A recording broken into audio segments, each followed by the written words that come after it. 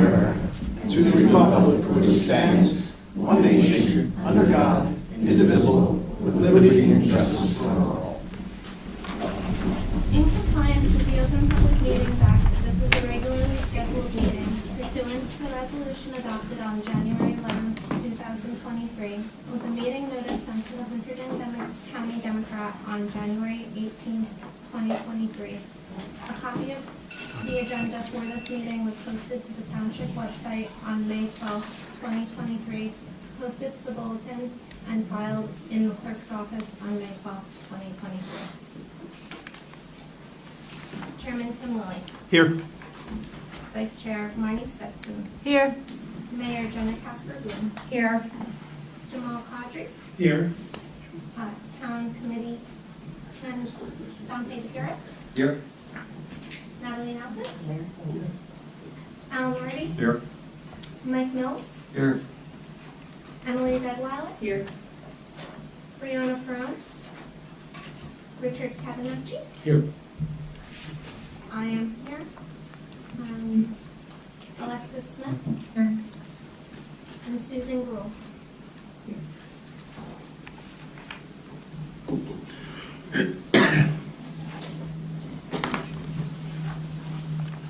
So, just so everybody's up to date, John Zaremba has resigned from our planning board, and so tonight we are going to be swearing in Emily Deadweiler as our newest Class 4 committee person. So, Alexis will take over. No microphone. Can you hear? Is that loud enough, or do you want a microphone?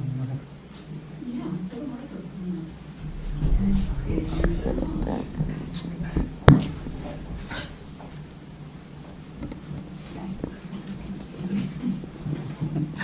All right. You can show the room. Okay. Can you please raise your right hand?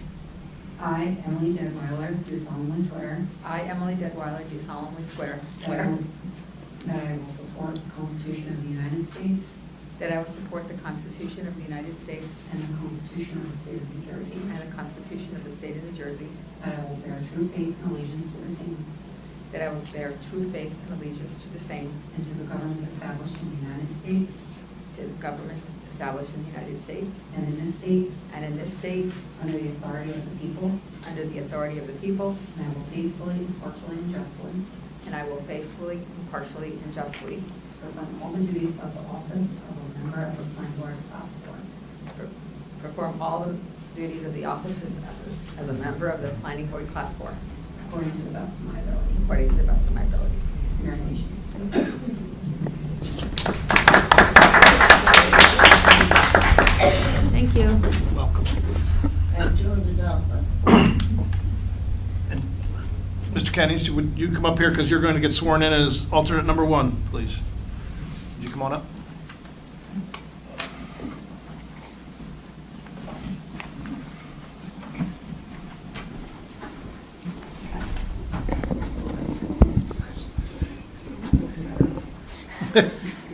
Imagine that. How do I say your name wrong?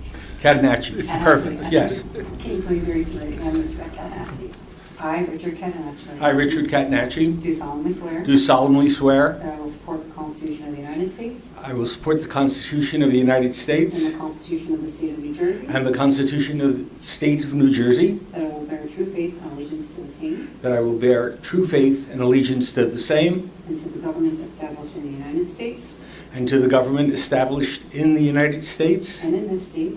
and in this state, Under the authority of the people. under the authority of the people, And I will faithfully, impartially, and justly and I will faithfully, impartially, and justly perform all the duties of the office perform all of the duties of the office of a member of the planning board, alternate 1, of a member of the Planning Board, alternate 1, according to the best of my ability. according to the best of my ability. Congratulations. Thank you. Let the record show Brianna's here, Ms. Perone's here. Yes. Review of the agenda, Kristen, you got anything? Good, okay. Can I get a motion to open to the public for citizens to speak on items not on the agenda, please? So moved. Second? Second. All in favor? Aye. Opposed? Meeting's now open to public for items not on the agenda. Francis? Excuse me. Sorry. Walking and talking and seeing are two different things. Hi, I'm here because, and I think Jenna, you and Dante may have had an opportunity to talk to Mrs. Reeder, that the solar greenhouses that I've been warning about for a year, yes, they're real, yes, they're back. They've got a letter from DEP, and they're gonna be putting the solar roofs and digging down into the ground, the topsoil, whatever. But taking steps to protect the viewshed of the Amwell Valley and the downstream, downhill residents who will be impacted, like Mrs. Reeder, Totten Farm, Backbrook, and the people down on Elizabeth Road who are gonna get a road fix that maybe will flood. So the time is short before an application comes in to actually consider some kind of a night sky element or plan or something to protect the sight lines. As you come down 202 from Flemington, you look over and what do you see? You see the back of the Totten's farm. I mean, it's panoramic here. And this property that is owned by Thompson Land, I can appreciate the desire to market and to make money and to monetize assets that have sat there for years, but not at the expense and the unknown impact on stormwater, flooding, and things like that. The state, I think, is playing catch-up in trying to assess what's the new normal for flooding that's going to impact Backbrook and the rivers and things like that. We've had so many 100-year storms, we don't know what ended up. And so, I've got to see Mrs. Reeder to find out more about it, but I would urge you to consider and to form a subcommittee to look into doing some ordinance that would incorporate the dark skies, the view sheds as a resource to be protected, and also the difference between farming and factory farming, and the size of the proposed greenhouses that I saw that then disappeared when Krista disappeared was huge and massive. There would have been Chinese lanterns on top of it, and we've become just another part of Verdon Township. So I would urge you to at least put in some activity towards putting together some kind of a makeshift ordinance or a filler or a start. I know that when the solar stall and the other ones came about, the township was actually able to move quickly to put things in place that protected the residents and the neighbors. And, Mrs. Reeder is a widow, and that family's been here for generations, and they're downhill from all of this, and there's not much that they can do. The city folks are coming, and they're bringing their development. So it's not just going to be Raritan, it's going to be other things. And there are, how do I put this? Farming and factory farming are not the same thing, and while I support farming all over the place, I saw and I was involved in 2005 in helping residents down there by, the greenhouses in Franklin Township, what turned up in somebody's backyard, dug down and hoop houses and all that other stuff. And that didn't even have the solar and the reflective glare and all sorts of things.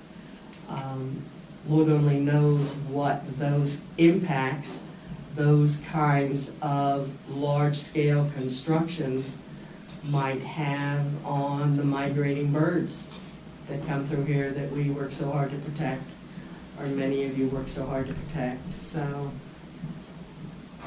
have a coordinated benefit, and it might be take 2 or 3 ordinances to give yourself some protection and some legs to stand on when an application does come before you.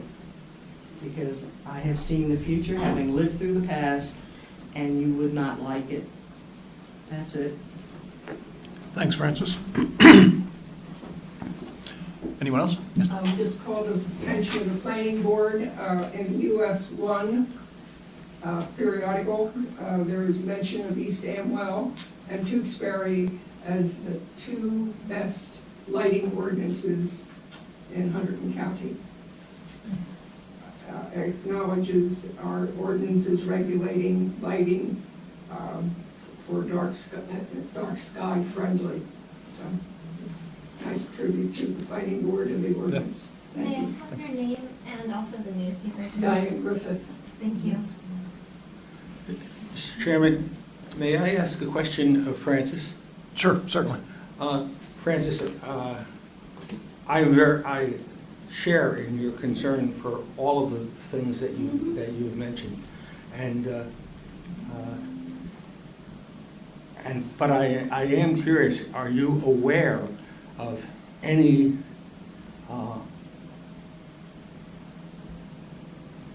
imminent? It's getting closer. Mrs. Reeder was here because as within 200 feet of the property line, she got notified that there was a letter from the DEP. She did not have it with her. I haven't talked to her to get to the details, but it's Thompson land. There was enough discussion that it was going to be that they were going to dig down in the ground and grow the berries underground, which is a tremendous amount. That made no sense, but never underestimate the capacity of the Saudis to remodel the planet. They make islands, why not? And do you know where? I mean, this is in East Amwell? Right across the street, right here from like Larison Church, that big chunk of land that's there across the street. I think Rutgers Nursery's involved in the planning, according to Mrs. Reeder, and going all the way over to her property, which is right there, Bill Reeder's place, which is right there on Dutch Lane. On Dutch Lane. Dutch Lane. So and between back 202 to- and Dutch Lane. So it'd be between Dutch Lane and 202. And that's the beginning of the valley. That's the beginning of the valley. It's also the beginning of our view shed, and I don't know yet what the details are, but I will find them and I will share them. Please share them with me. Yeah. I'll share them with all of us. all of us, yeah. I mean, I've been talking about this as a danger for over a year now. And because the paperwork that for the one time in my life I didn't take a photograph of, that disappeared into wherever, you know, I don't make stuff up. If I see it and I say this is what it was, it's what it was. Unfortunately, those details. What I do remember was the letter and the people that were going to be doing it. The thing with their email was blah, blah, blah, thesaudigroup.com. Deep pockets. So be prepared. I did have a conversation with Mrs. Ryder the other day, and she said that they are asking permission to, apparently they are going to get, they're trying to seek a grant from the state of New Jersey, and it has something to do with the solar power. If they give away solar power that they're generating to a nonprofit, they get a go-ahead on this grant. And according to her, she said that they're asking permission to trench her property so that they can run from the solar panels to our school, and they're going to donate the power to our school. And according to her, Mr. Stolowski, our superintendent, has been in communication with them. So, like I said, this board has no notification from them whatsoever. But apparently they've had communications with our superintendent over at the school. So, I believe there's something going on, but nothing's come before this board.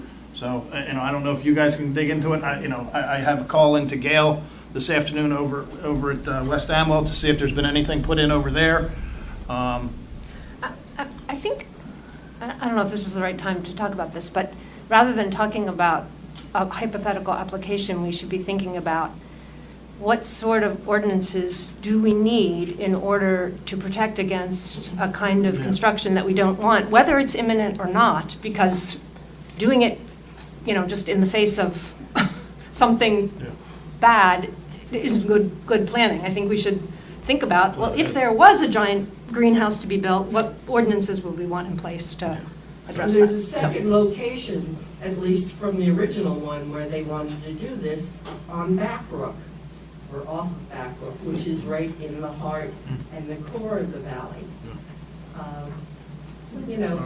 You do things so that you can get a yes, because you wave the carrot in front of the political donkey, and he'll trot around and say, oh, okay.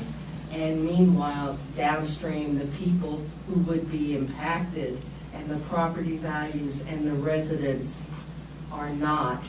If the school superintendent is so thrilled with this, then maybe the parents and the kids and the community should let him know what the community thinks about this.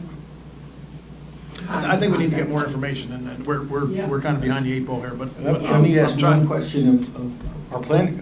Shouldn't this be a critical part of the master plan? It's part. I'll go over it, but there's some reference to. I know there's some reference to it. Well, I'll go over it when I go through the re-exam, what a re-exam is, what it isn't. Because I think it's important to understand the distinction. Yes. Of what it is and what it shouldn't be. But it can be addressed in different ways. So if you don't mind, I would rather put your question. It's a good question. Absolutely. I'm just trying to be.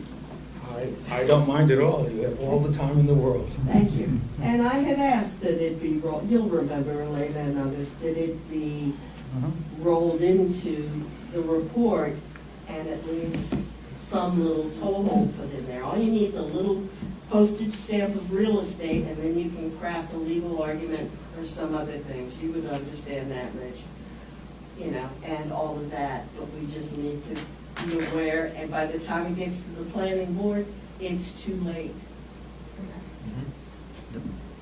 Okay, moving on. Anybody else from the public with anything not on the agenda? Seeing no one, can I get a motion to close to the public, please? So moved. Second? All in favor? Aye. Opposed? Okay. Presentation of minutes. Has everybody had time to go over stuff that was in the drive? Can I get a motion to approve the March 9th, 2022 regular meeting minutes, please? I move that we approve those minutes. Can I get a second? Second. All in favor? Aye. Opposed? Is that a roll call?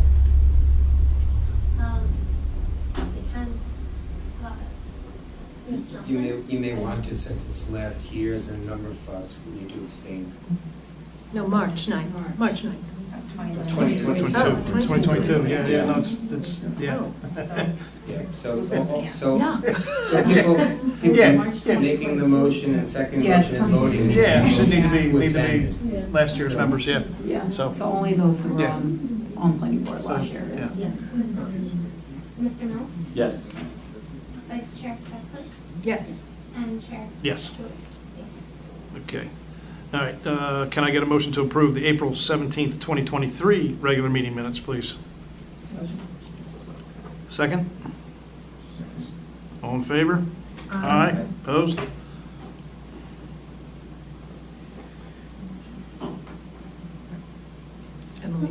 Emily did, sorry.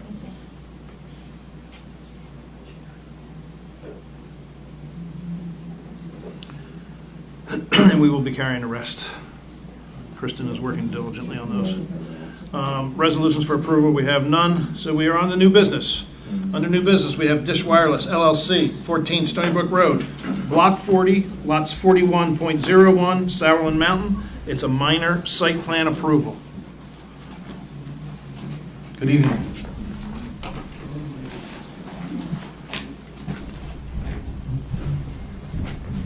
One of my experts is going to put up an easel. I don't know where's best for everyone. What do you suggest? Usually we try to snake them in over there so that the public can see them as well.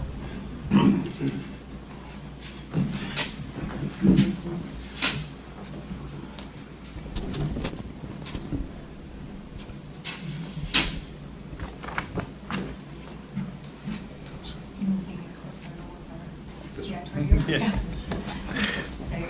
Thank you very much.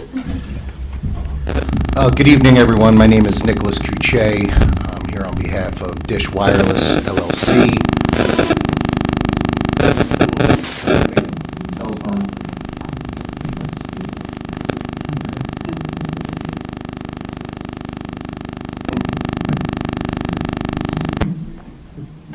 Gremlins.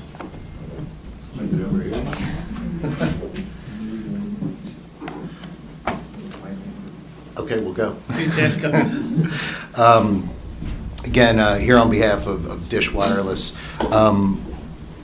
as noted for minor site plan approval, just by way of quick background, Dish Wireless is a new telecommunications carrier.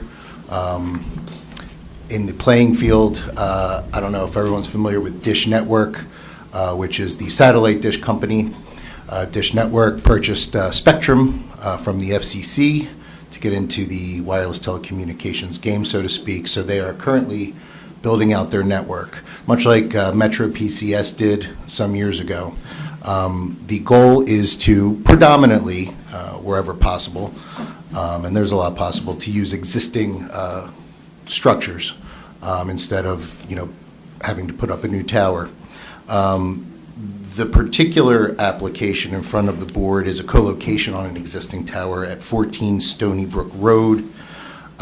Just by way of housekeeping purposes, the taxes have been paid to date. Notices were sent directing the board's attention to Exhibit A2, which was an affidavit of notice that was sent directly into the township, so there was no issue with notice. There is a license in place. The property owner is actually American Tower Corporation. They're a tower holding company. They own this particular parcel and the tower thereon. There is a license, I should say, which is in your packets as Exhibit A3 between the property owner, American Tower, and Dish Wireless, giving standing for us to be here before you all this evening. So, as noted, on this property, there exists a guide tower that's been there for quite some time. It is quite large. It's 328 feet in height. It has multiple carriers on this tower, as well as I would suspect emergency services. I saw some dishes there that were reminiscent of emergency services as well. Basically, what Dish is simply intending to do here is to co-locate their facility at a height of 267 feet, which is obviously well below the existing tower height, with equipment at the base. There will be no extension of the tower, no expansion of the ground fenced compound.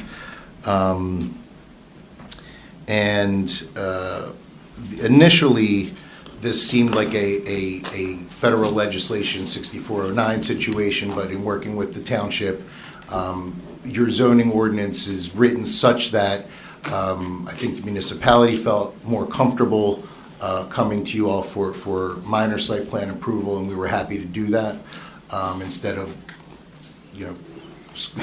quibbling over 6409 and its application here. So having said that, it's a very simple application because of what everything I just mentioned. I have two witnesses here with me, our radio frequency engineer, Mr. Andrew Peterson, And our professional engineer, Mr. Peter Smith. I'm basically going to do a sort of a hybrid Q&A with them and let the board, that one wasn't me, and let the board ask any questions that you may have at any given time.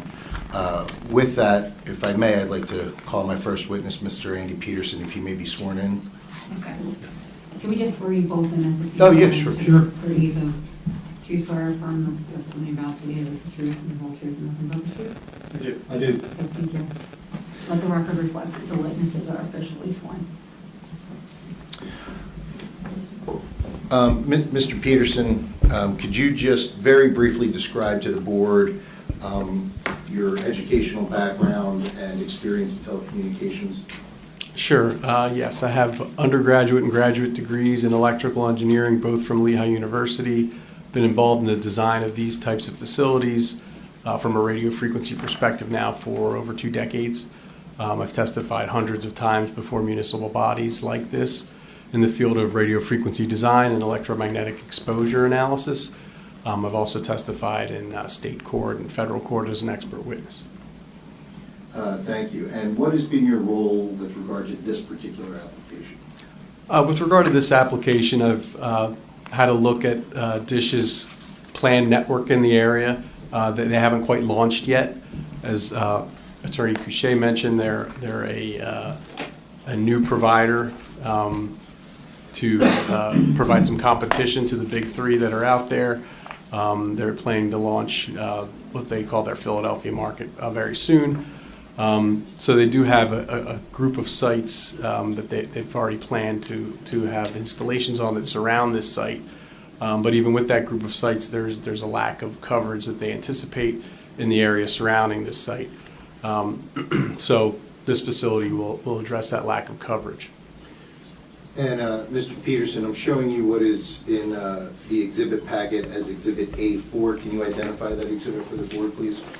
Sure. A4 is a radio frequency design analysis that I authored, which basically summarizes the testimony that I've just given. And if you could, can you just briefly go through the high points, if you will, for the need for this particular site and coverage in this area? Sure. And in doing so, I'll just flip to the here.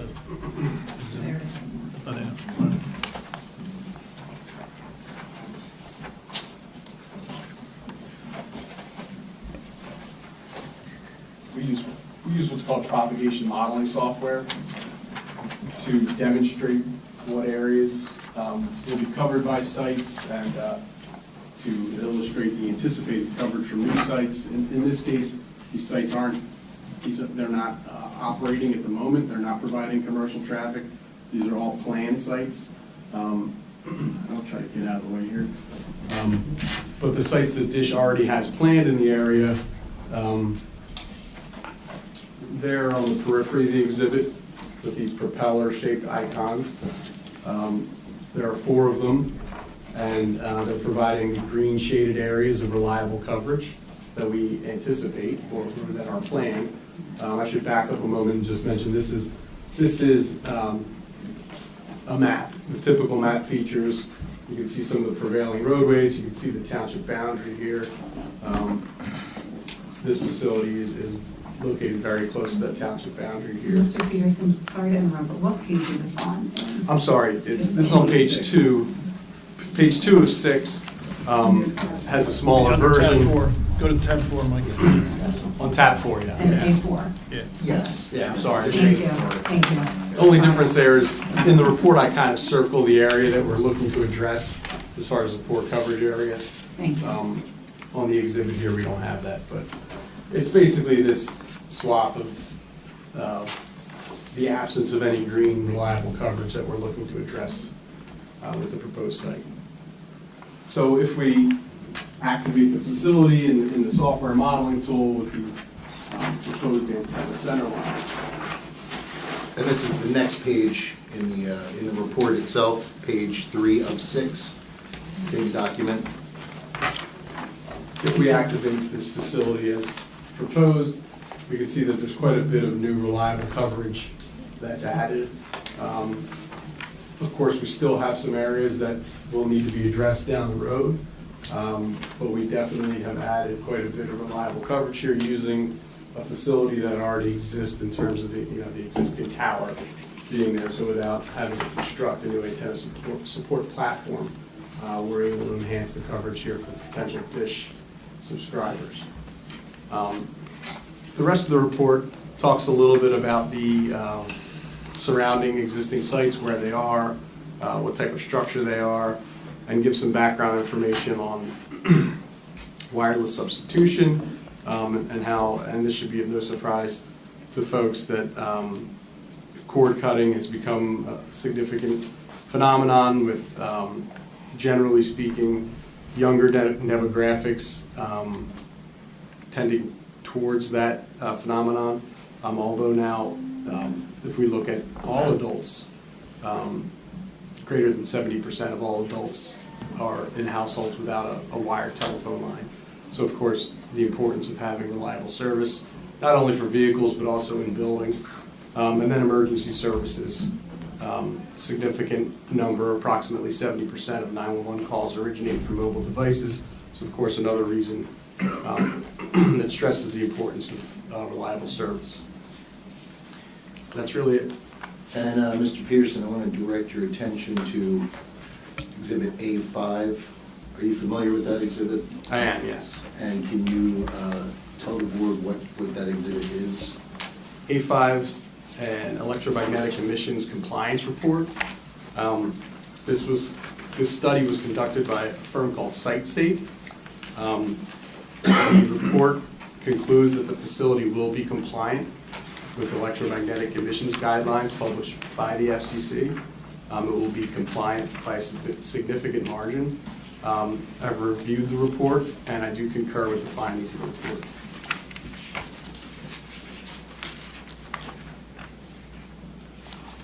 And that's all I have for Mr. Peterson at this time.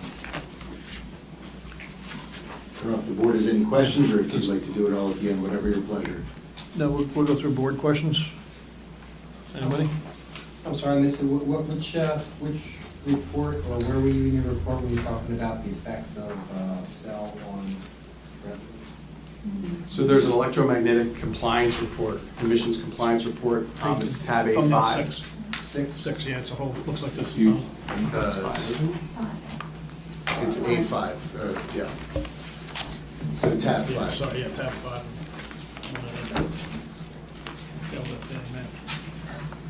And are the, and this is done by a third party, if I understood you correctly? This was done by a firm called SiteSafe. I also do these types of analysis.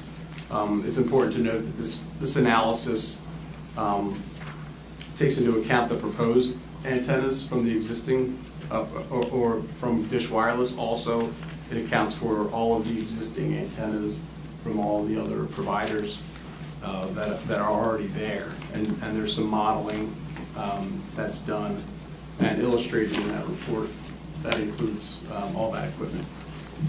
And I see from one of the pages here where it refers to a percentage of FCC public exposure limit. So am I correct in understanding that the process that they apply uses the factors established by the FCC for exposure?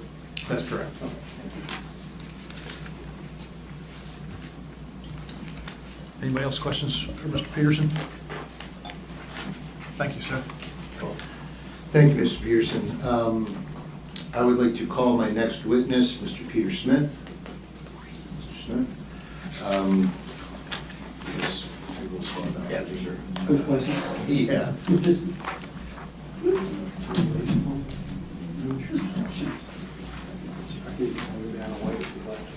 Great.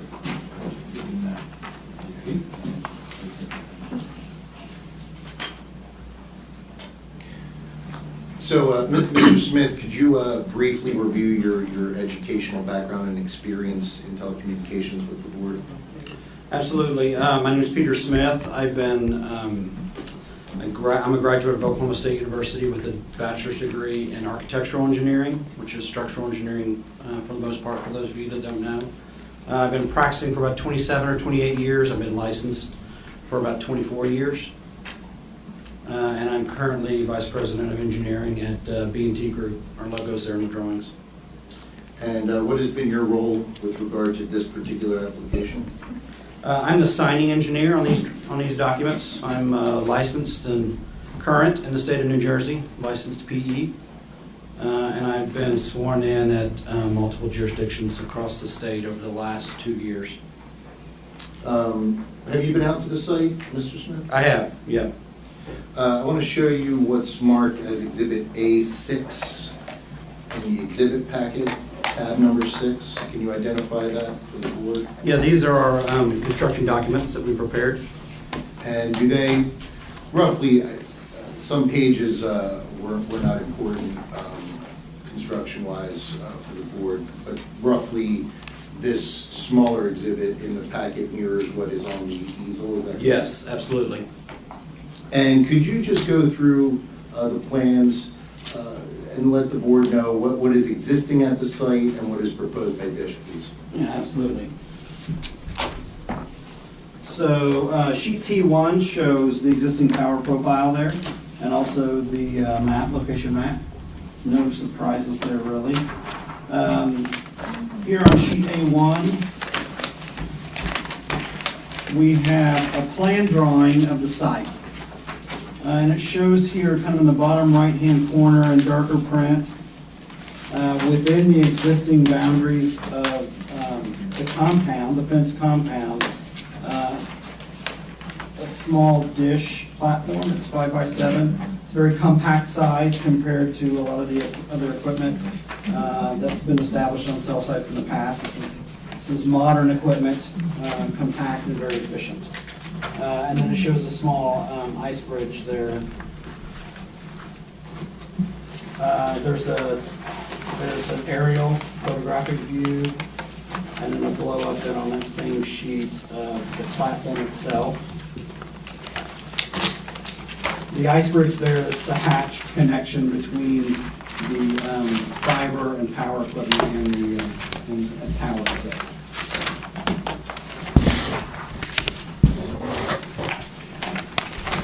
Can I ask you a question before you go on? Yes, sir. So I see on that page 3, that you were just referring to, yes, the one about. Am I correct in understanding that that dark section that's showing us in the hatch lines, that's the only change?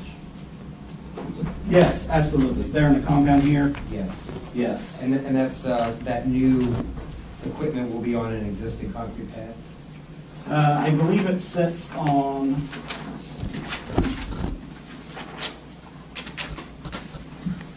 it has a small platform. If you turn to sheet A-3,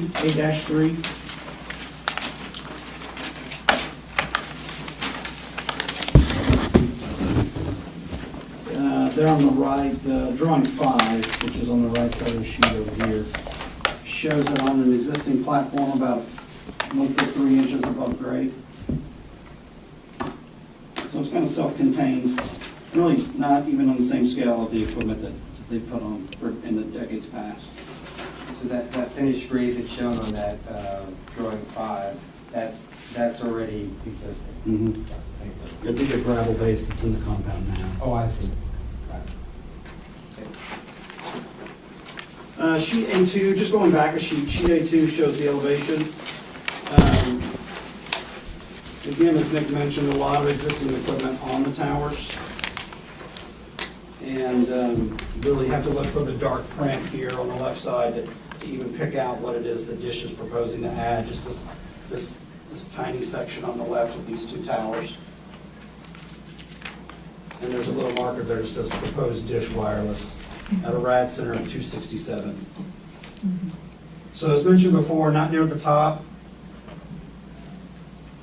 but with the elevation, I suspect, gives the coverage that you mentioned before in the maps.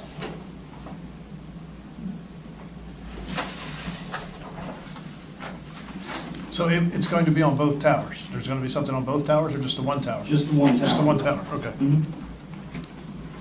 A little darker to the right. Yeah, I wasn't sure. Yeah, it's not immediately obvious, is it? You have to kind of look at it. they're grayed out on the text, not on the diagram. So it's obvious on the text what's in the diagram, it's not very obvious. But with your explanation, it's obvious. Any other questions on those sheets specifically? Mr. Smith, is it possible to do is the photo that we see, a picture tells us that 1,000 words and it's impossible, quite frankly, for a layman to go through all of the details. Is it possible to prepare a picture of what it will look like with the addition of these, or does that picture already show it? That picture would not show it. Right. Because it's not there now. This is just a photo from the ground, not a photo simulation with the antennas on it. Is it possible to do a photo simulation? Yes, sir. It's possible to do that if that's what the board would like to see. I personally think that would be very helpful, and for those people who, in the audience who are going to be looking at it, I think that would be a lot more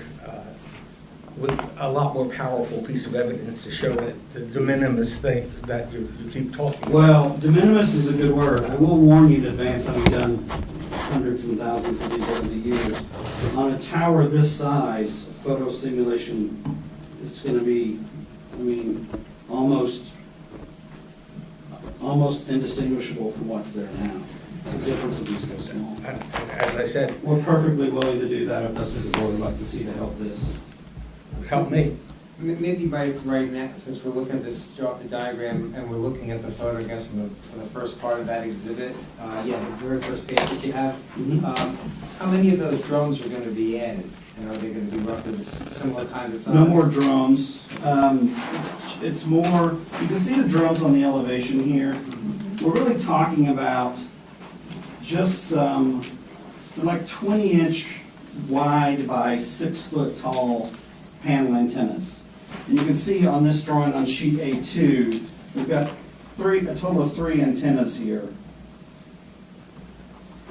And then the associated radios that go with them. In terms of comparison, I'm trying to speak to Rich's point, do you know about approximately how large the drones are that are on there now? Are those like 3 feet? I don't know that. Andrew Peterson again. Yeah, without looking at the models there, they're usually 6-foot diameter, sometimes bigger, sometimes smaller. But yeah, they're microwave, they're point-to-point type of antennas, and they're significant. So when we talk about these, the antennas that we're proposing are really the size of a shoebox, only elongated to 6 feet or so. So as far as the visual mass, they pale in comparison to the drums, which is why I would agree with Peter that they're de minimis from the ground. You probably have to look really, really hard at a before and after photo simulation to even notice they're there.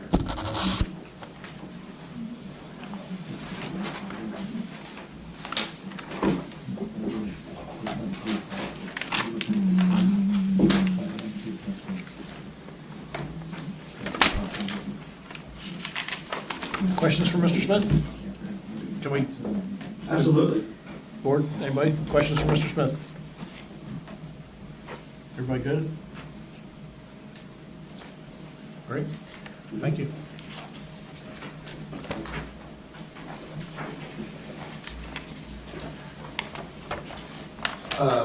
Ladies and gentlemen, along with our application request on December 8th, 2022, we had requested, I would say about 13 waivers from the minor site plan approval, just due to applicability for this particular installation. That was sent to the township. I have some extra copies, but each one has its own explanation as to why the waiver is warranted. Peter's here. We're happy to go through each one with you if you would like, but it is already. Just a brief summary of each one would be good. There are 13 of them. Having gone through this. Yeah, especially. I had actually read through and looked at some of the waivers. I don't know why. Just like a summary would be good of them.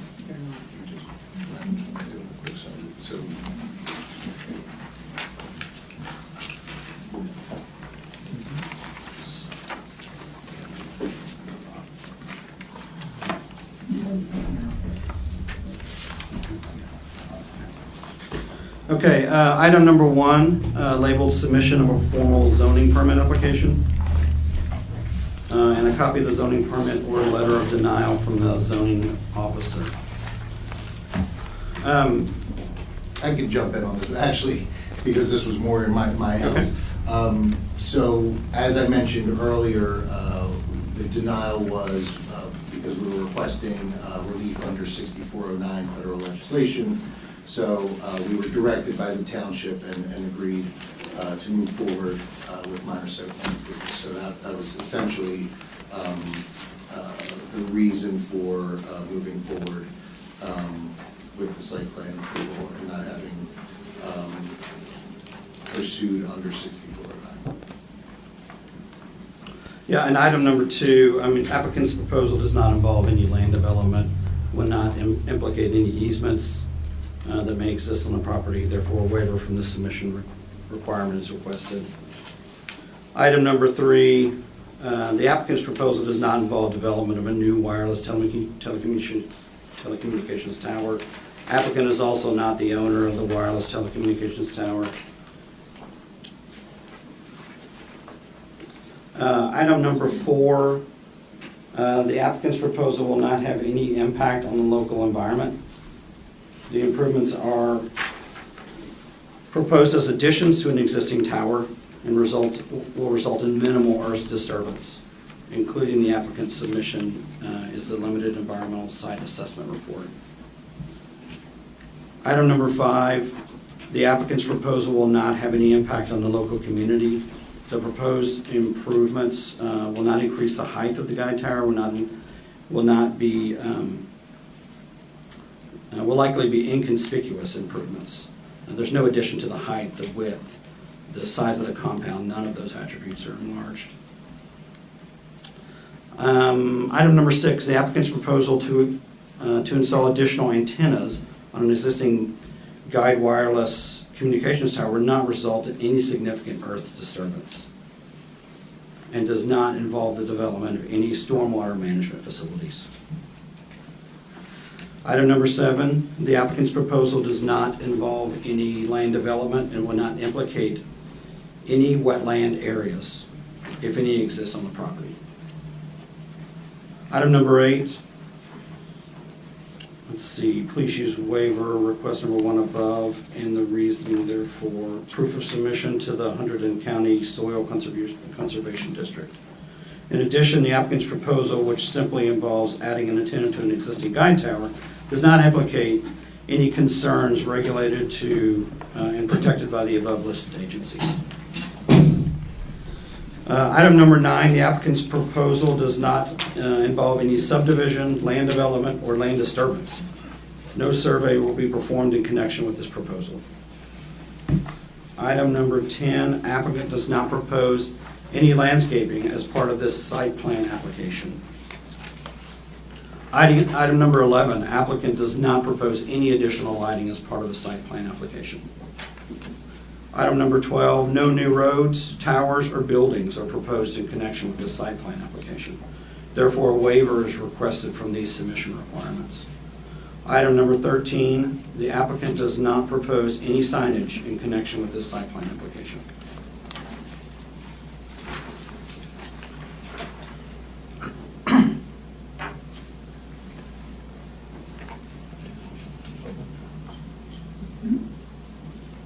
Unless there's any discussion from the board.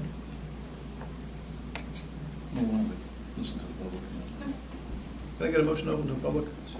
Second? Second. All in favor? Aye. Opposed? We're now open to the public to ask questions. So come forward and state your name and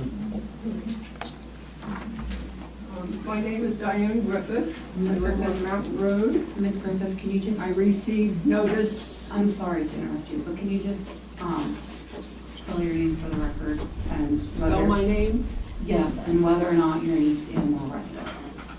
Whether or not you're an East Amwell resident. Yes, my name is Diane Griffith, D-I-A-N-E, Griffith, G-R-I-F-F-I-T-H. I'm a resident of East Amwell Mr. Chairman, Township. did we lose your microphone? yeah, we've got, Richard, can you share, please? Hang on. We can hear you, Richard. I received notice of this application. I live within 200 feet of the facility. Several buildings, just a little background, I don't know whether the planning board members have visited the site or not. It's difficult to get in because there's a gate. Several buildings are installed at the base of the tower property. Access via a very long driveway is controlled by a very substantial locked gate. The gate is located about 50 feet from Stony Brook Road. My concern is the light on the primary American Tower building. It trespasses far beyond the American Tower boundary.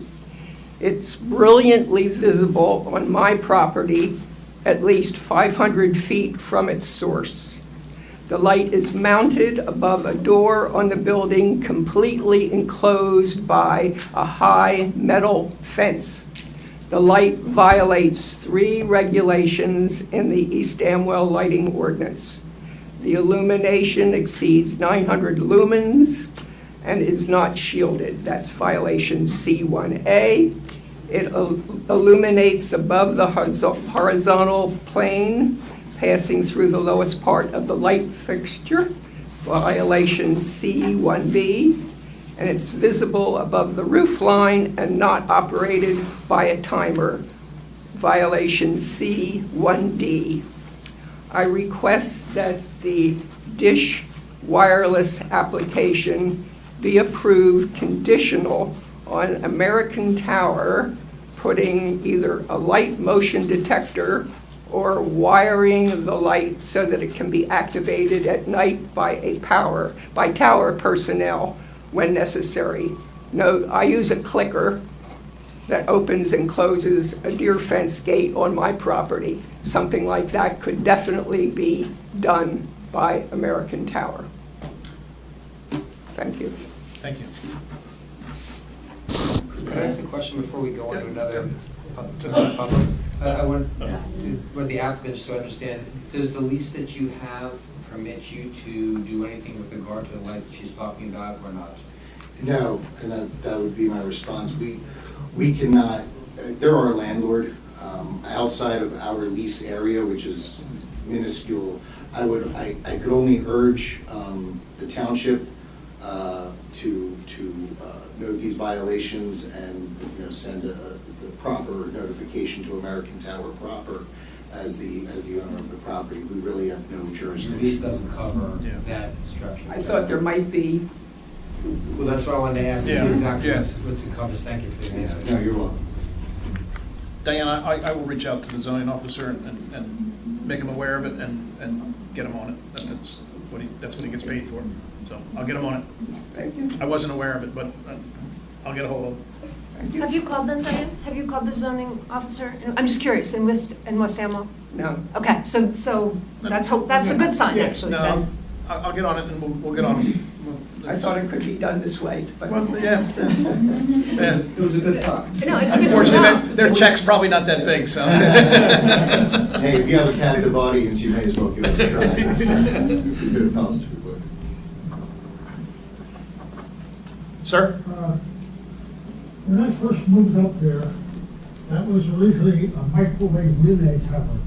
Sir, excuse me, can we just have your name and Yeah. for the record? Slack, S-L-A-C-K. And I don't know if it's still a microwave relay tower or not, but I'd like to know. Hold on one second. I want to give you the mic, sir. Yeah. How many outfits are still on that tower? If you might be able to sit here and reach the thing. I'm sorry, one more time, sir. What was the question? It was a microwave relay tower when I first moved up there. Mm-hmm. I don't know if it still is or not, but I'd like to know too, right now, how many outfits are on that tower? Mr. Smith, can you help us with that? The owners, the leasers of the different elevations aren't labeled on drawings. My company doesn't have that information. Doesn't have that It could be a variety of different entities. Mm-hmm. Along with emergency services, as Yes. you mentioned. It looks like emergency services right at the top, I think you're right. Yeah, I'm afraid, these folks are just trying to put one set of antennas on it, that, American Tower would be the people to get in touch with, and I don't know if we have any contacts with them or not, but our zoning officer will probably be finding that out very soon, so.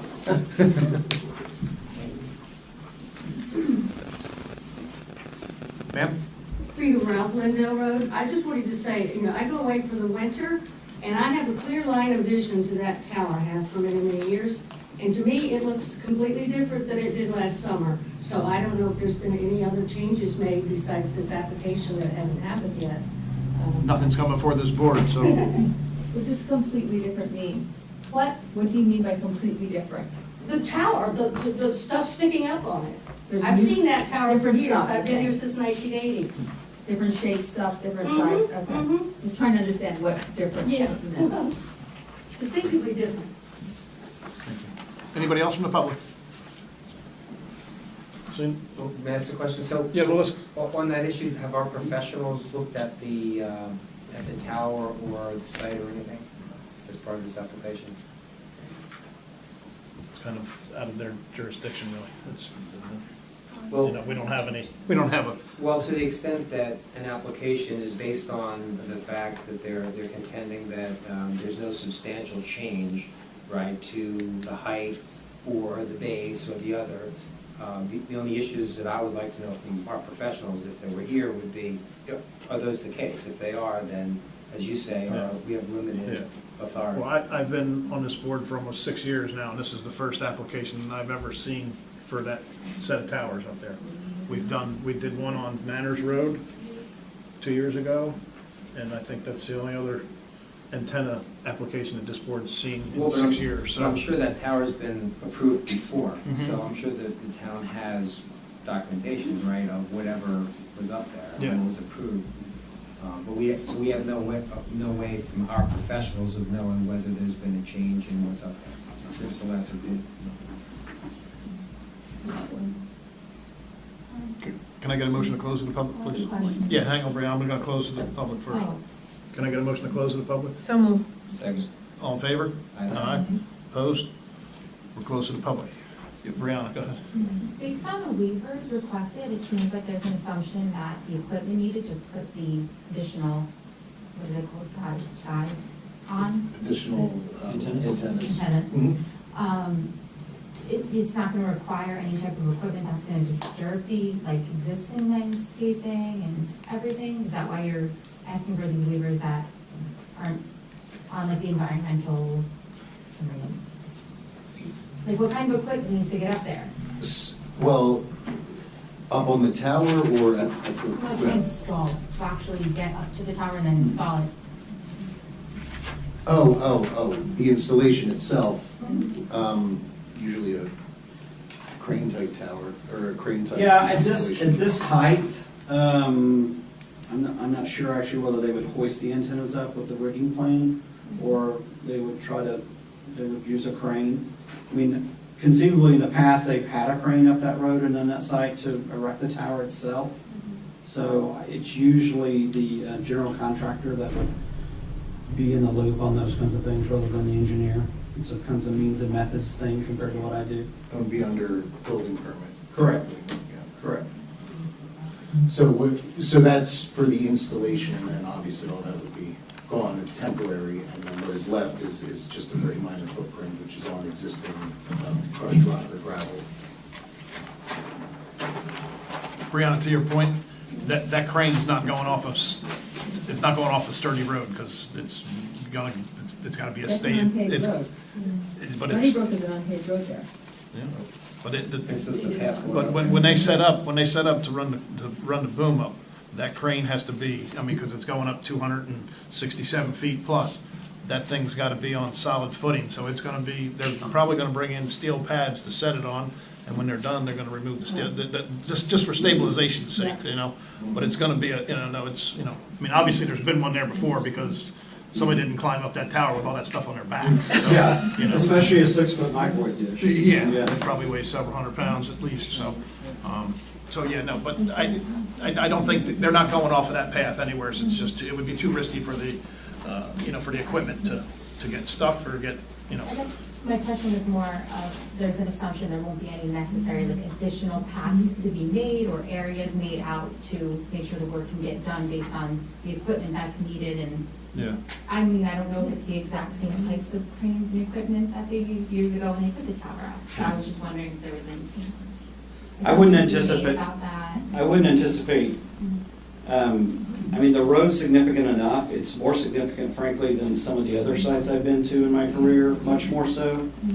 They would only be able to use a crane if they erected it really right in that adjacent area, just because of the slope would be tough to overcome. So I couldn't tell you for sure they would use a crane rather than hoisting, because it's a significant tower, it's a strong tower. So I don't think that they would have to change anything. The road would stay the same, the compound's going to stay exactly the same, with the exception of inside that small 5x7 area. Can I ask Mr. Smith? Yes, sir. We have a whole bunch of reports in terms of the effect of what dish wireless is going to be doing. Has anyone taken any cognizance of Mr. Slack's question? Is there a cumulative effect? Do we know how do we, you can say it's de minimis and it's minuscule and all of those things. And if you were the only person on that tower, we would accept that completely, but you're not. And you don't seem to know what else is on that tower. Are you speaking to the structural capacity or maybe to the RF? I'm speaking to everything. I don't know. Mr. Slack says all these things every time he turns, something else is happening. This woman says, one of our residents says, it's changed dramatically.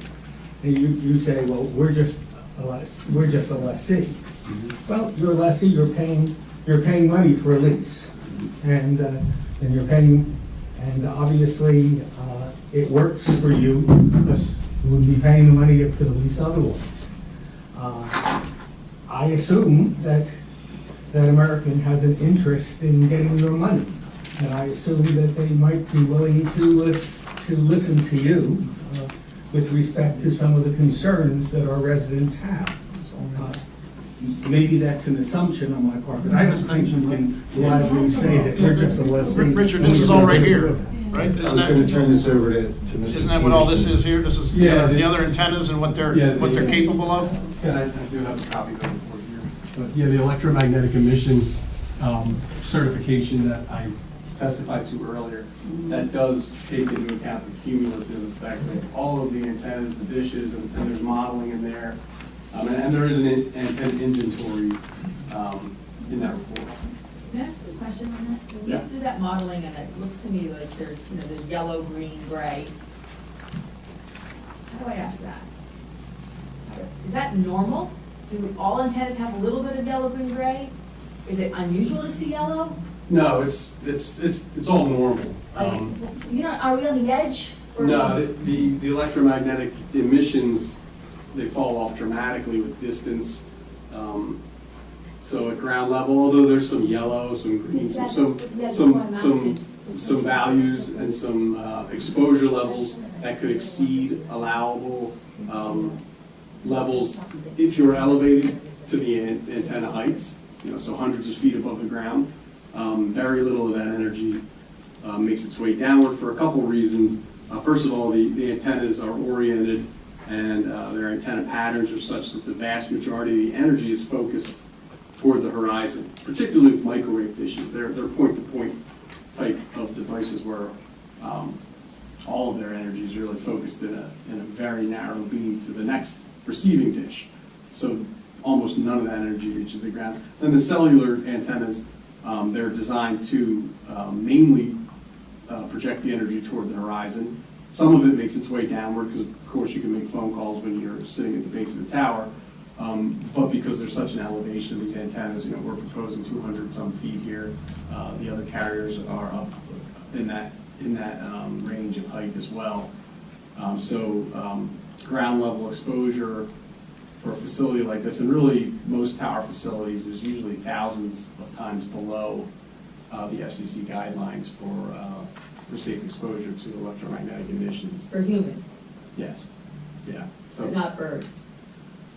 well, I'm there's just- a I'm lot not of questioning studies. that we're gonna change that, I'm just clarifying that we're talking about ground level. Yeah, this is ground level, I'm not ground going level. beyond, I just. My experience is birds love these. I mean, we have nesting issues. We have ospreys, we have golden eagles in these types of facilities. That they love these perches to build nests. As far as electromagnetic emissions to the birds, I can't really do. Yeah, no, I wasn't asking, I just wanted to make sure I understood what you were saying. Yep, sure. Thank you, Mr. Fisher. Anybody else? So, if we have this, and one of the residents was saying it's changed, we should be able to, somebody should be able to ask American Power for the version of this, or we should have this from the last time they were here, and be able to compare. Yeah. I'm sure equipment's been updated, right? Things fail, so you don't need to get it, you don't need to come in front of the planning board to get Oh, they were upgraded. different. Yeah, so it's going to look different. Yeah, if I may, it really, so leases by and large with a tower owner allow for replacement, as you mentioned, modification as technology changes, things of that nature, swapping out, if you will, for like kind equipment or some different equipment. It really depends on the language in the ordinance of the municipality as to whether or not a carrier has to come back for any type of change, whether it be an augmentation or something smaller. Many times that's not accounted for in the ordinance, and so basically once they're up, you know, they get worked on over years, and that's how it goes. So really, you know, if it's something concerning, I just throw that out there for your consumption, that, you know, if the ordinance doesn't address that, maybe, you know, you could have it address that if that's a concern. Thank you, sir. Any more questions, anybody? So, we have a list of waivers. Do we want to vote on those as part of the? David, so would just be, board wants to make a motion to approve the minor site plan, it would just be with all submission waivers, unless there's any that the board has. Can I get a motion to approve the minor site division with the, like, approval with the waivers requested, the 13 of them? Can I get a motion for that, please? Sure, I'll make a motion to approve. Second? Second. Kristen? Mr. Cadre? This is just on the motion for the waivers? No, this is for For everything. For everything. Approve the site plan approval with the waivers. To approve the application and approve the request for waivers altogether. And then we're also approving the action on the lighting. That's not part of this application. No, so the motion would be a motion to approve the applicant of requesting the minor site plan approval with all submission waivers, which there were 13, which applicant went through for each one. And I have a question for the attorney and for you, being relatively new. As a matter of our ordinances and our laws, forget beyond the waivers, is this site plan approval, because we didn't hear from our professionals anything, does this site plan approval meet all of our criteria, all of our ordinances? Well, the fact of the matter is we don't, because of the way our ordinance is written, these companies have to come before us. But if we were to deny it, I believe there'd be a big lawsuit. No, well, I mean, That's not the question. Yeah, but I don't agree with that. I mean, frankly, they have an application, which if what they're citing in terms of the law and the testimony is true, I think they have a strong application, but frankly, I don't think we have to just accept it, right? No. We can take the credibility, they seem very credible to me, but I think as a practice, we ought to have our professionals look at the application. And, you know, when I was on the planning board previously, when an applicant would come before us, they would testify, but our experts would testify as well, you know, the planner or the engineer or someone else, and they'd say, look, I've got a licensed degree as a PE. I went out there, I can confirm that, you know, there's no substantial change in the base, that this in fact won't change the height. I didn't see anything that was different from last time. So I think as a practice, it would be much better if we had that. I like Emily, feel a little bit at risk because I haven't heard from our professionals on whether they have any problem with it. I don't want to bring the applicant back necessarily with all the costs involved, but I think if we have our professionals to look at it, it gives me a lot more assurance as a member of the planning board that what's being proposed is not going to violate our own laws, as Emily quite well said. Understood. I mean, my point to Jamal, I think, is I'm okay, given what I heard, with leaving light and potential changes for another day. To me, that's a subsequent issue that could get remedied. It's not the responsibility of the applicant.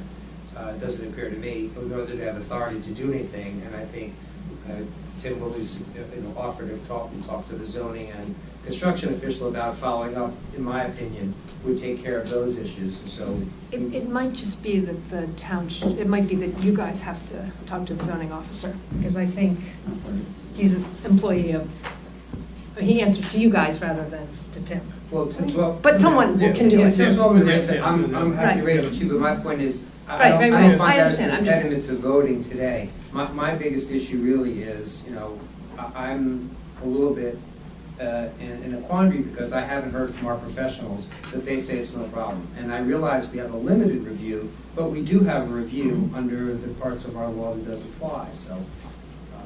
I guess the other question I have is, from what I understand, once we approve this, that's the only bite at the apple we've got. So unless our ordinance says that we're approving this for something of the scope and scale that's approved, and if it gets twice as big, we want to hear back from you.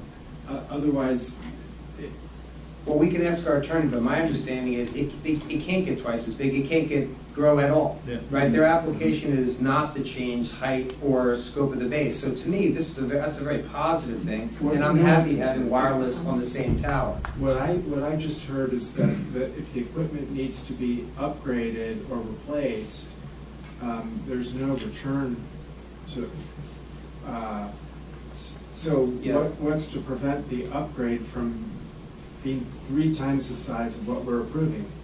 Well, my understanding of this, and I'll turn to the attorney, am I correct in understanding that if there is a proposal that exceeds the scope of, what's it, 6490, what's the FCC provision?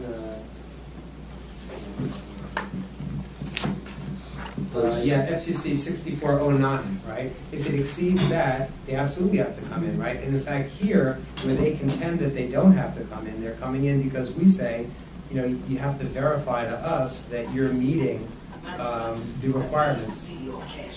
Oh, I see. Right? It doesn't substantially change the base, right? So that, in my understanding, is the limitation. I can ask our attorney if you agree. Yeah, and so the reason that, part of the reason that they're here tonight is that Chapter 92, Section 37, there's site plan requirements for wireless telecommunications towers, right, which is a specific section in ordinance here, and it has 4 A, B, C, and D, and some subsections of what is required, right, for them to come here and put on before the board. So just a summary, a qualified expert report, which shall contain the following: a description of the tower and technical and other reasons for the tower and design height. Decide whether experts have provided that. Documentation to assess the tower has sufficient structural integrity from the proposed uses and meets the safety requirements and margins from the SEC requirements. Decide they have presented that. General capacity of the tower in terms of the number and type of antennas it is designed to accommodate. So that's one section. The letter of commitment shall include a stipulation to the lease, excess space on the tower and other potential users at prevailing rates and standard terms. So that would be the lease that you have submitted. That's the lease, and that's actually to just put a little clarification on that, that's typically, if we were coming in for a new tower, you know, most boards want to say, hey, you have to allow others to come to this tower and co-locate because we don't want to see a tower, you know, 30 feet away. And we have to do that per the FCC anyway. But since this is an existing tower, we are doing the co-location, they are doing the co-location, so that's, yeah, just to let you know. It technically doesn't apply here since it's not a new tower. So I think the answer to your question, Jamal, is we don't have a risk of it expanding in scope because of those things. So I think that's covered. And I guess where I end up on this application is, you know, I even though our own, you know, experts haven't looked at it, I'm satisfied given what they've said. Look, if it turns out their testimony is not true, there's a basis for going back, but I find it believable. I find it a good application. They're co-locating on the tower, so we don't have to have other towers. There's not a change in height. There's not a change in the base is substantial. So I think for all these reasons, it's a good, probably a good thing for the residents to have coverage for their customers. And I think in the future, maybe, you know, Mr. Miller, we could have our experts to run it by them as well. But I think, given this, I would rather not bring them back and have more cost for them under the circumstances. So I mean, that's where I am on overall. I appreciate that. And if I may, again, I'm sorry to interrupt. We're not finished. I mean, we do have to go through the building permit process. So township engineer's going to look at that. I mean, there are other checks and balances here. This is step one of the process. So your folks will be looking at this. Just because if we get an approval tonight on the application and the waivers, that doesn't mean we're off to the races and just do what we want. You got your consultants still look at all of this. So that's for like construction permit would be required for me now? Yeah, right. We have to file for yep. Any other approvals that you need from the town for this project? I believe, if I read correctly, I think on subsequent to this, there is a zoning permit that may also, I don't know, I haven't looked if it's a dual permit, you know, construction zoning, but we'll sort that out. All right, thanks. Okay, thank you.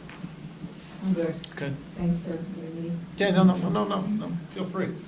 Yeah, no, that's perfectly fine. And just for clarity, right, we can just put a condition of approval that normally these fill-in applications, resolutions anyway, that have to seek any and all necessary, you know, approvals from the township or whatever required. That's generally within any resolution of approval anyways.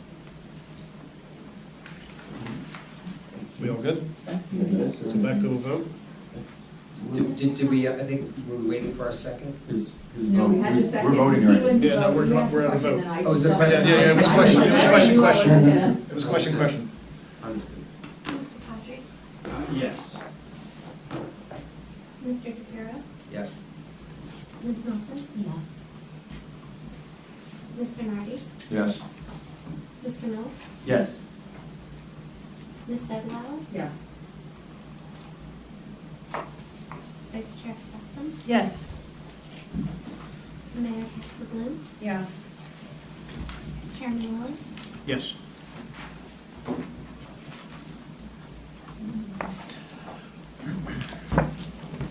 Non-affirmative.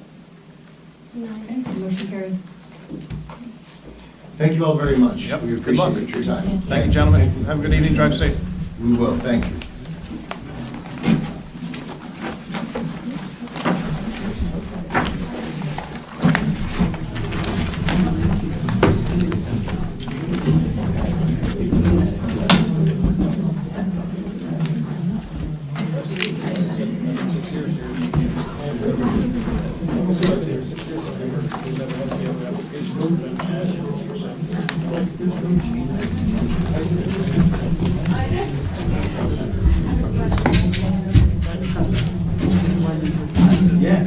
It literally just says that how much rental equipment and everything.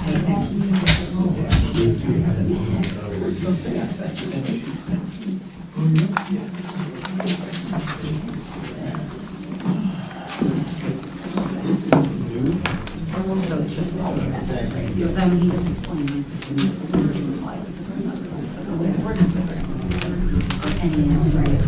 Thank you. take care now.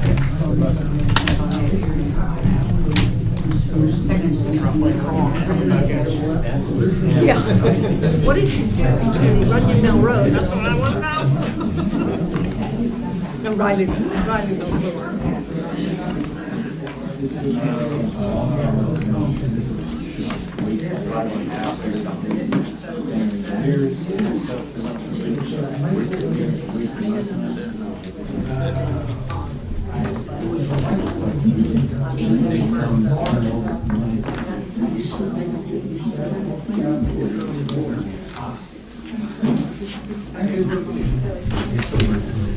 What's that? See all the waste that we see. Okay, we're going to move forward here. On to unfinished business, the master plan reexamination report. Tonight, for those out in the public, our planner, Elena Gable, has moved on, and so tonight we have her, the owner of the company is here, her boss is here, Susan Gruhl is here to give a brief presentation on the re-exam, and the floor is yours. Thank you, Mr. Chairman. Would you like to swear me in? Do you swear or affirm the testimony you're about to give is the truth, the whole truth, and nothing but the truth? I do. Thank you. And my name is Susan Gruhl. I'm one of the principals with the planning firm of Hire Gruhl & Associates. We are the consulting planner for the township. Just to give a little bit of background about my qualifications. I am a licensed planner in the state of New Jersey. I've been qualified as an expert in front of numerous boards, bodies, in court. I also have taught at the graduate school planning at Rutgers for about 15 years. Just finished last year. COVID did it to me. But comprehensive planning, which includes master planning and re-examination reports. So we love teaching graduate students. It's fun. So, and it's like a 16-week interview, actually. So anyway, I would like to just briefly go over what is a re-examination report, what it's not, and then just some of the highlights of the re-examination report. My understanding is that this has been noticed as a public hearing for the re-examination report, and that it's been on file. The draft is dated April of this year, that it's been on file. So hopefully the public has had an opportunity to review it. Could I ask a question? Is today a public hearing on this? It's not what the agenda says. Yeah, so I mean, unfortunately, the agenda doesn't say public hearing, it says master plan re-examination report. So do members of the public know that this is their opportunity to speak on this before we vote? This was noticed in the news in the Hunterdon County Democrat. Oh, this was noticed in the Hunterdon County Democrat on April 27th. What was noticed? The agenda? There was the notice of the public hearing at in the Hunterdon County Democrat. On the agenda, I did put it as, it was approved as the unfinished business master plan re-examination report, but this has been sent to all of the adjacent municipalities as of May 2nd, as well as the Office of, as well as the County Planning Board and the Office of Planning Advocacy. So all of the statutory requirements have been No, I realize that, satisfied, but that's yeah. not the point for residents, right? I understand that we voted last time to give notice in the paper for the legal requirements, and I understand Kristen's telling us the legal requirements have been made, but look, I mean, I came today, I didn't know what this was about. It says Well, we unfinished announced it at business. the meeting last time. We did, but the agenda says says master plan reexamination report. It doesn't say public hearing, and we don't have a lot of folks here today. I don't know that folks knew to show up, because look, I mean, frankly, if it's not on the agenda and on our webpage, people are not gonna come, right? So we have to properly notice if we want our residents to have an opportunity to comment. It's different from legal notices, right? So what we can do is, right, it doesn't, we're not in a rush here to, you guys are right on your 10-year timeframe, so that doesn't have to be adopted tonight. In order to avoid giving notice again, you can announce here to continue the hearing until next meeting. Now, if there's any revisions, new notice is gonna have to go out regardless, right? All of the notice that Kristen provided will have to go out if there are any revisions to this report. But if Susan goes through and we go through tonight, we have the public hearing tonight, we continue it to a date certain, which will be next meeting.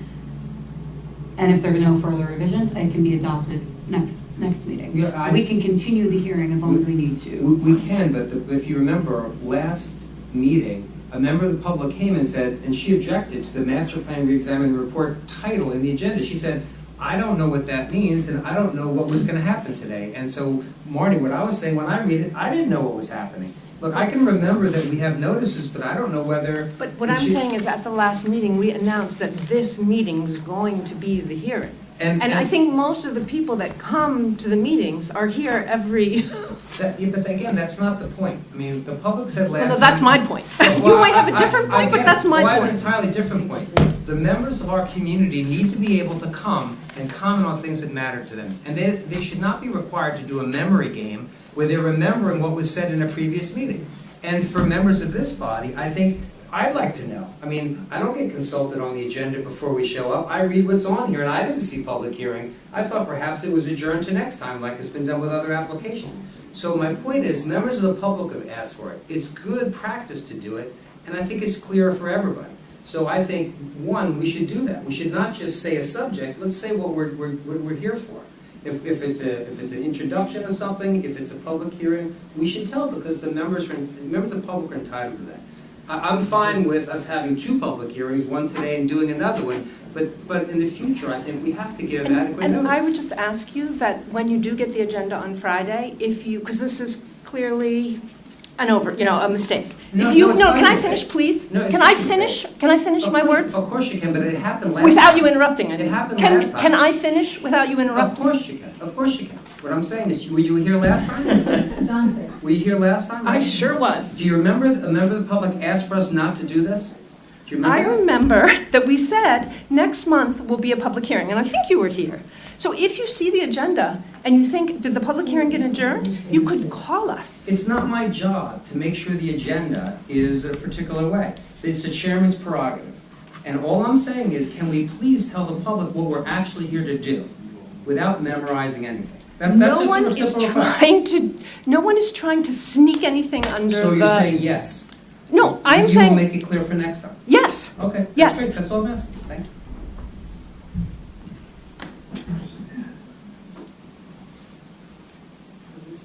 Good? Okay. Please continue, Susan. Well, I will start. And then whatever you decide at the end of the meeting, we'll go from there. But what I'd like to do is just go through what a re-exam is and what it's not. And a re-examination report is, can everybody hear me? Yes. Okay. No. I want to make sure that everybody in the back can hear me. Okay? You all right? Just let me know. I'll try, like I'm yelling at my kids. But, right? But if you can't hear me, just, okay? Yes. All right, good. Fine. A re-examination report is a policy planning document. It establishes the policy for the township. It is not ordinance. It is not law. It's policy. And that's a very, very important distinction to be made, because the planning board establishes land use or planning policy. The governing body implements that policy through ordinances.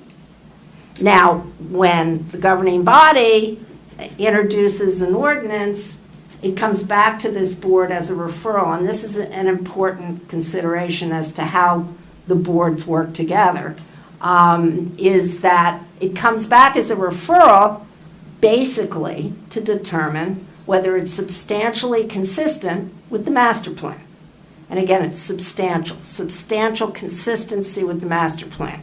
There are other pieces to that. You can put in some other comments, but essentially it comes back for that purpose.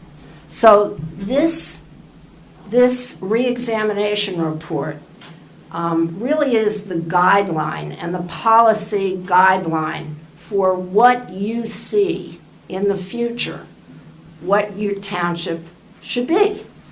And it's clear to me, looking at all your documents, including this draft, that the core of what you're doing as a policy matter is, to the extent you can, preserve farmland and open space. That is the most probably most significant policy goal. Now, how you do that takes a lot of different forms. It can be capital projects, money, like purchasing property, or it can be ordinance, which again is what the governing body does.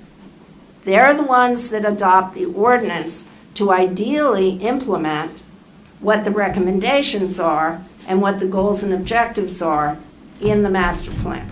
So I just give that because it is sometimes municipalities get confused about what the planning board or the land use board does and how it interrelates to what the governing body does and that relationship.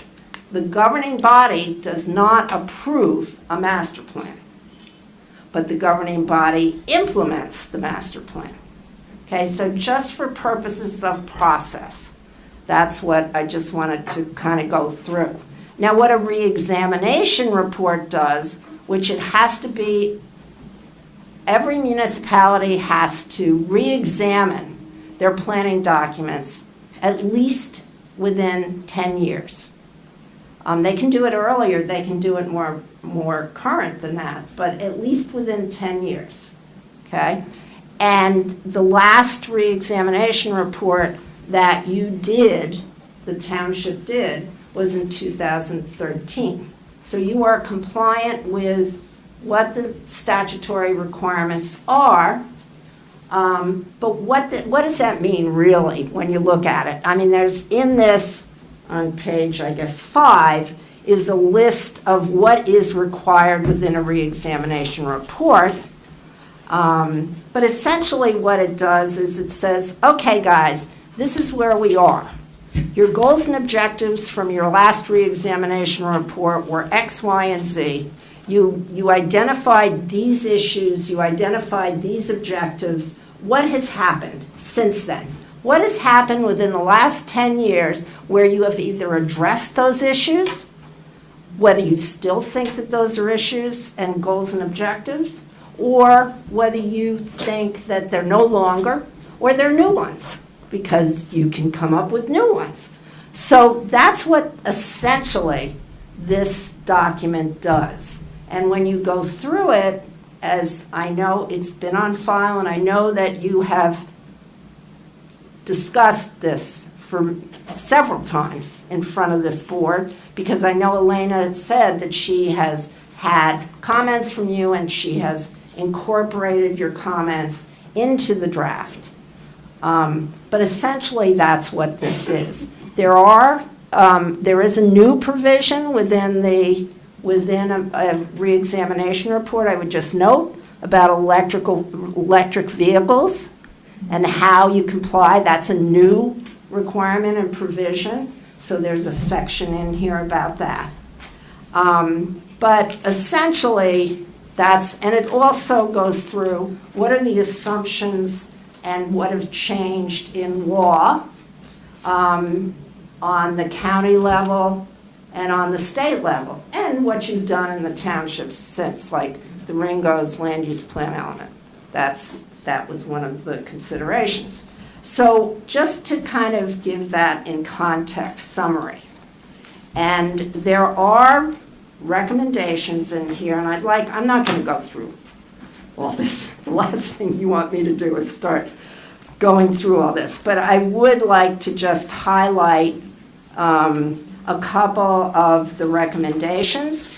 And then anyone that has any questions, comments, be happy to try to answer them or answer them at the next meeting if you would continue the public hearing. Under D, which is recommended changes to the master plan or the land development ordinance, and again, we go through this, the changes to the master plan and then the land and the ordinances that implement the master plan. Some of it is master plan, some of it like adopt a comprehensive circulation plan element. And there are specific things and recommendations that talk about that in terms of roadwide. Page number? Page 32. Thank you. Sure. That's one. The other is historic preservation plan element of the master plan. It's recommended that be updated, that's a consideration.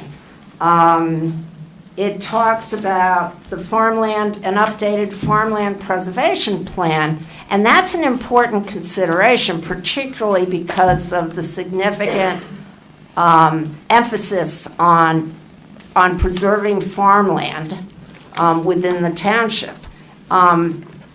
SADC, which is the state entity that guides farmland preservation and gives out grants.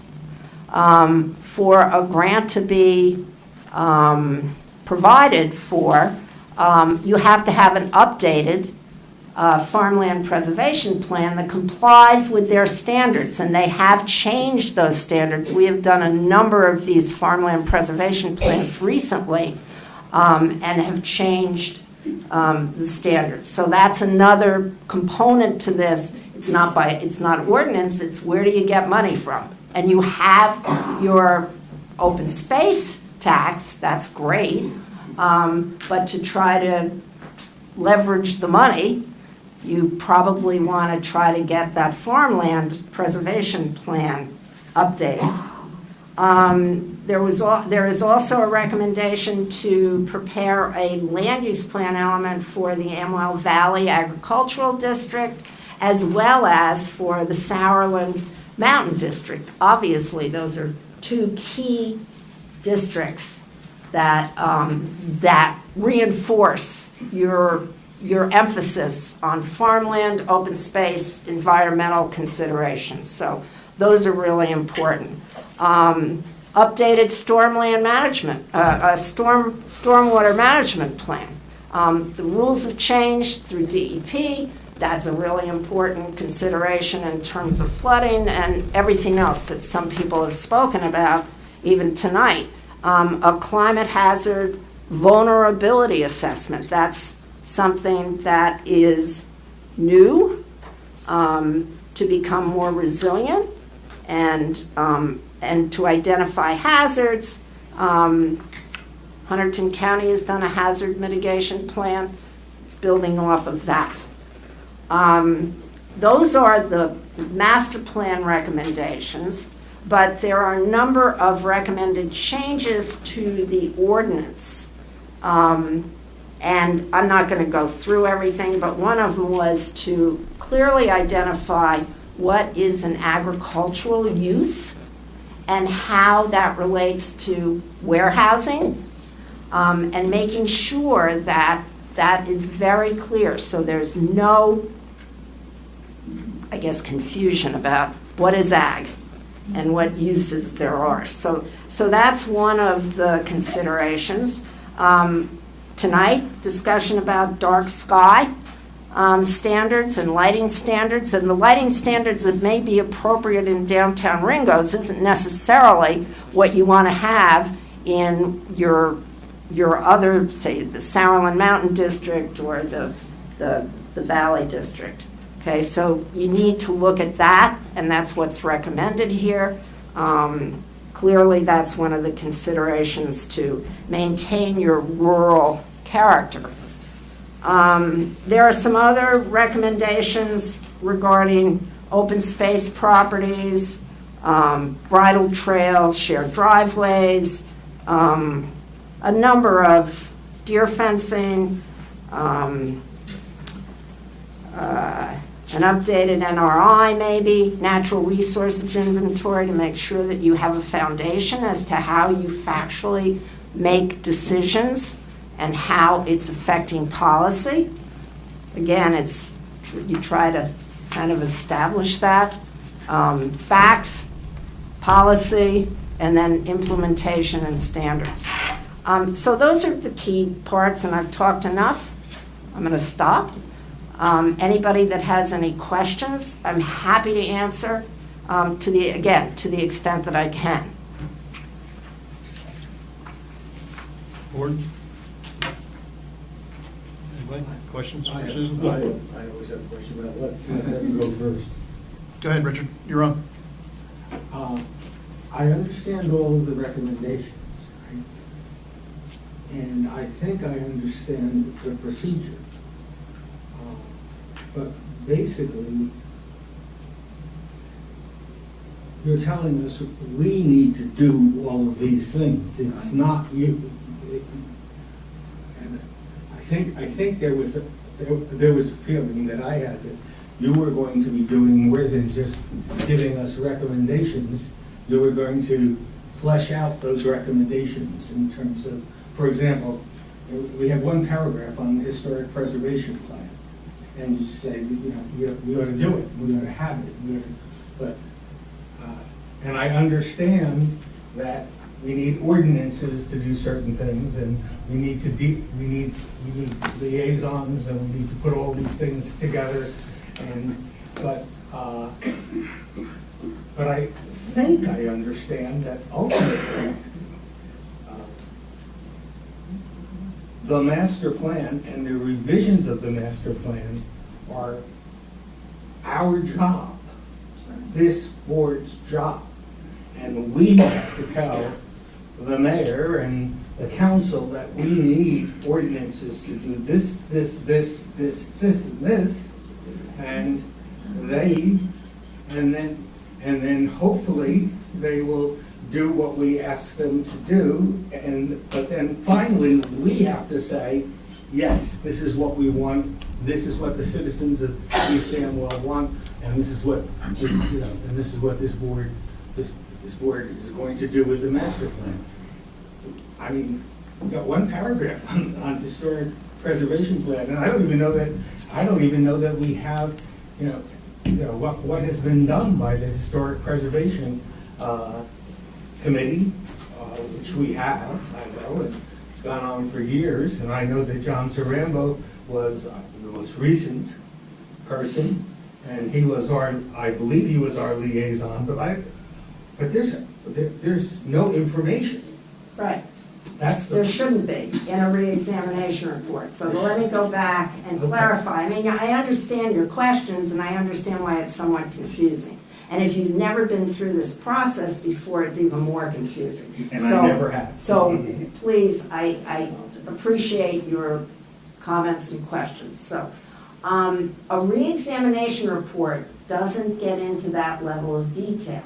It highlights and makes recommendations as to what should be looked at, but it doesn't get into that level of detail. That's where, in the recommendations, there are two sections, and I tried to clarify those two sections. Number one are those kind of master plan elements that would get into that level of detail. For example, if you did the Saralins Mountain District land use plan, there would be very detailed recommendations about potential rezoning, design standards, maybe it would have to do with more cluster, whatever it may be, not increased density by any means. I'm just talking about the manner in which development happens, shared driveways, whatever it may be.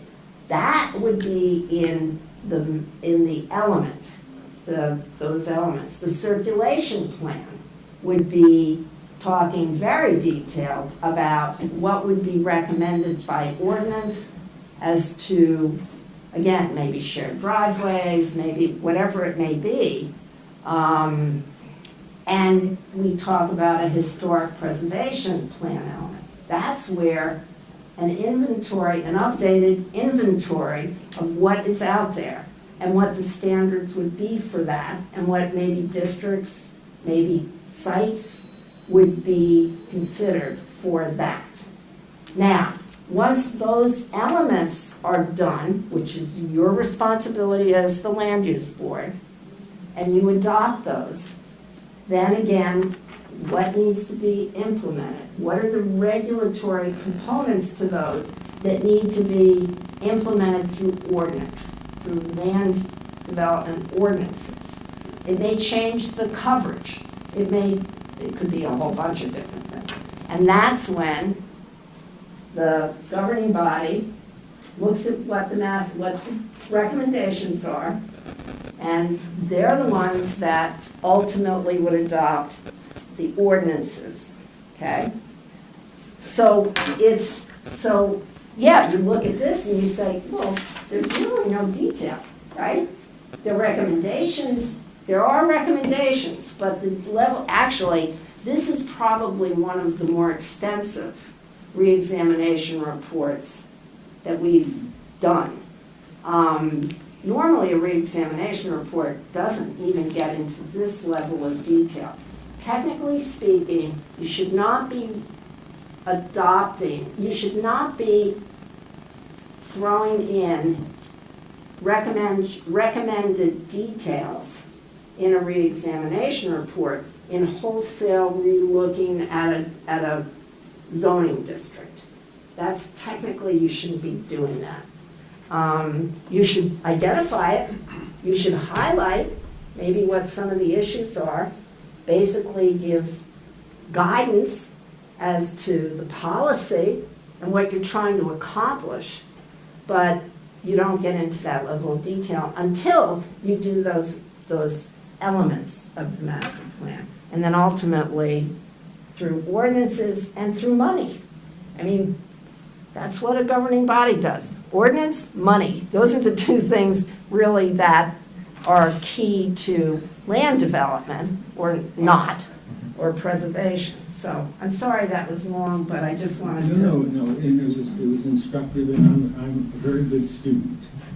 I can tell. I've been a professor as well. I can tell. My question is something. Let's go back to what Francis talked about earlier. We talked about farmland preservation, but we don't really define what we mean by farmland preservation in East Amwell. And we don't talk about things like the difference between farms that have been owned by families in East Amwell for gazillions of years and will hopefully continue to be owned, and which we, and I think which we all support, and as opposed to commercial farming. And I mean, it seems to me that that's something that we need, that needs to be addressed very, very specifically. Yes, and I understand, and I appreciate what you're saying, but it's not in the re-examination report. It's probably in the farmland preservation plan update, particularly because you want to go to the state, and ideally, sure, and you've been very successful. I mean, you have a lot of preserved either farmland or open space, and that is wonderful. And I would think that as part of this, as your policy, you would want to pursue that, continue with that. So you'd want to go, and then you would determine what priority sites you would like, both for farming, for farmland preservation, and for open space. And then that's where you kind of get into that level of detail. But at this stage, it's farmland preservation. We'd like that, okay? And then get into the weeds as such. So the getting into the weeds, the details are this board forming committees and doing all of the things that are necessary to put together recommendations for ordinances, et cetera, et cetera. Well, that's up to you. I've seen it done a lot of different ways, through committee or not, or whatever. That's something that you determine how the process works. But clearly, with a re-examination report, again, it gives you the guidance. It sounds to me like we have a lot of work to do. Well, We can Not hire surprising. companies like us to do that for us. And that's fine. Yeah. Not surprising, it's a matter of what is a lot of work. Every town has a different, yes, And I whoever know said that- that, priorities, yes. And I know that lots of people are on committees, and committees have been working in certain things that we've done in various areas. The problem that I have, again, and I'm new to this board, so I don't know all the things that have been done in the past.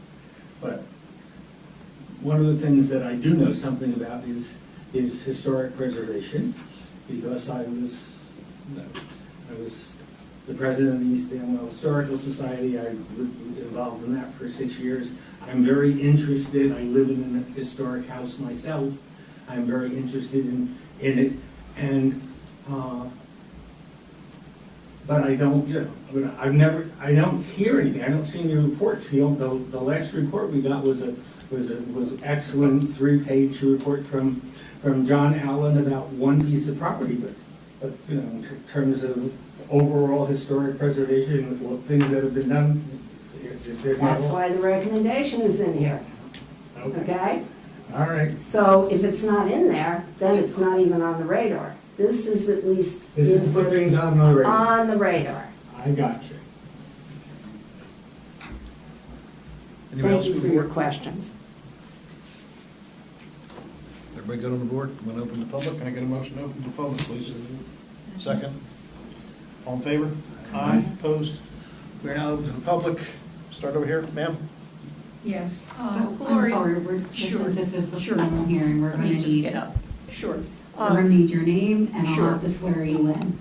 Gloria Ann Roby, and I too live in a historic house. Ms. Roby, can I swear you in, please? Sure. Do You want to swear me in? Yeah, I have to swear you in. Sure. Do you swear or affirm that the testimony you're about to give is the truth, the whole truth, and nothing but the truth? Yes, it is. Okay, thank you. Okay. I live down on the Lambertville Hopewell Road, it's now called, at 518. It's the very bottom, very southern part of East Amwell Township. And I've been involved and really enjoyed myself working on behalf of the community in a number of different positions, elected and also appointed. And when you bring up the farmland preservation, that started off, and we used to have, I don't know what the situation is now, but we had a tremendous farmland preservation committee. I chaired it for a number of years. And indeed, we started off the whole thing. Actually, the direction was given by the township committee, by the mayor and the committee members with regards with the agreement and full appreciation by a number of large farm owners here. Tottens, Manners, just name a whole slew of people who saw, this was back in the early 80s, who saw that if they wanted their land not to be developed, there was an alternative, they could preserve it. And working with them, there was essentially then a preservation committee that worked on it. So this notes, I mean, this went on, this does take time, and it takes a few years. And I don't know what what the status is now, but I know at some point, we dealt with SADC. We went into the field, with SADC. We had a particular piece of land. What do you think about it? So, you can walk through mud, you can walk through good pieces of land. But anyway, and we did have a farmland preservation plan. And we took it one by one. If we had a willing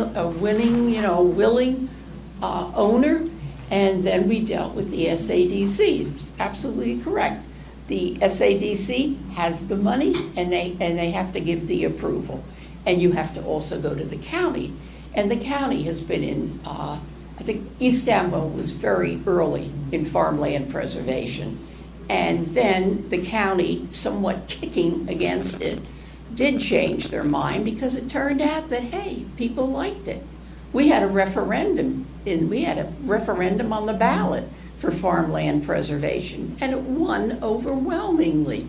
So that sort of, that made the direction as to, hey, these people want to put their money out there and support this.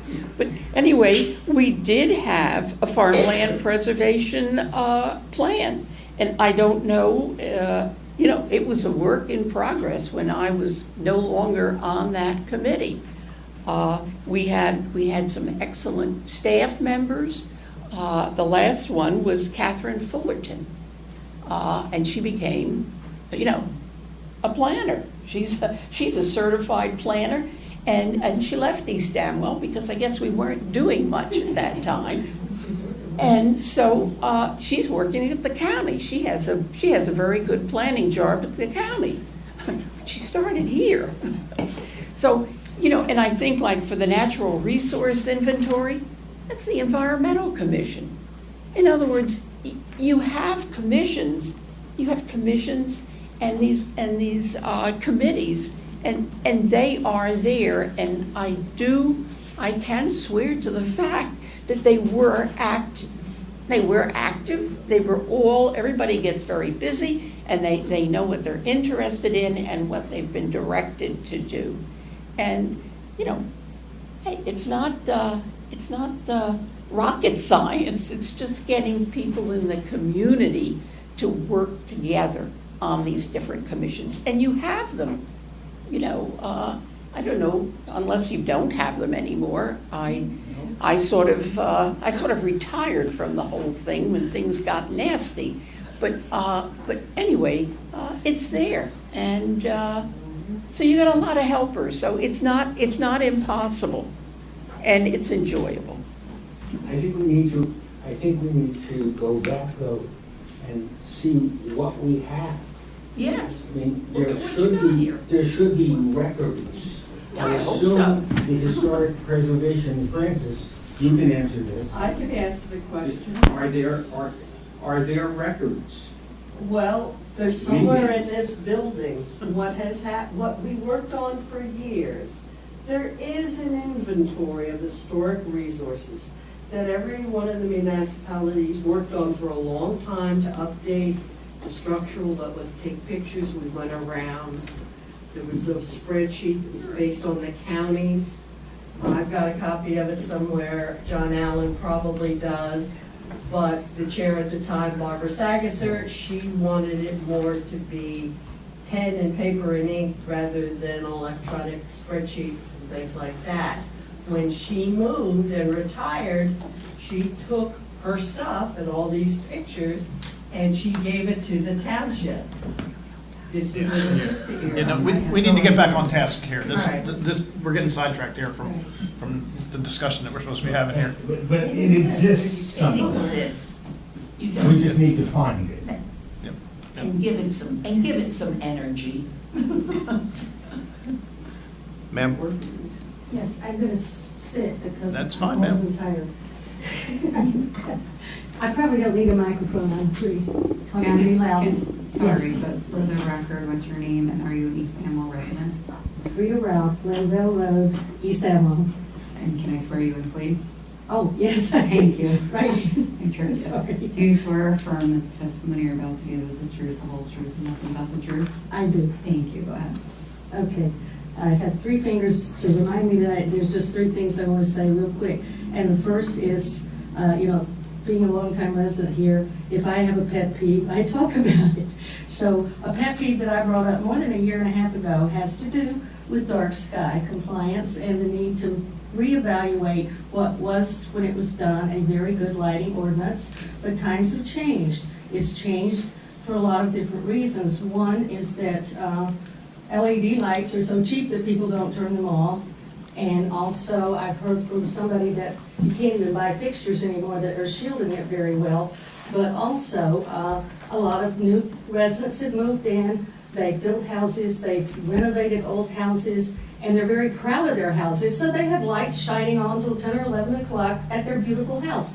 I drive down Lindale Road, Snydertown Road, Mountain Road, Orchard Road, and I'm just appalled at the lights that I see shining at 10 o'clock at night. Okay, if it's Saturday night and you're having a party or whatever, but I bought some of those stick-em solar things for my walkway, and I gave them away because nobody goes in my front door anymore, and I hardly ever entertain at night. So I really would like to see us back to what it used to be as much as possible. And I'm currently working through my issue with Unionville Vineyards that I live next to, and they have a timer on these lights, and they just have to figure out how to set it so I don't have to see their lights at night from my bedroom. And so that was number one. And number two is just a question because at one point, and I didn't even have time to read the old part of the master plan and stuff. There used to be lots of issues with home businesses.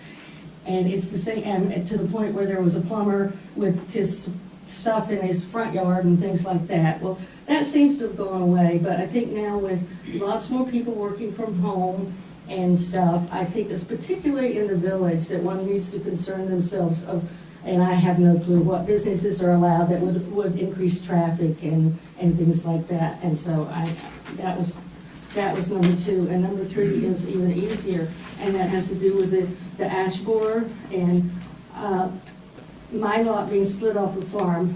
Basically, most of the trees on my property, other than the few landscape ones, were things that grew up, native stuff that grew up, including a lot of ash trees that got very, very big and died.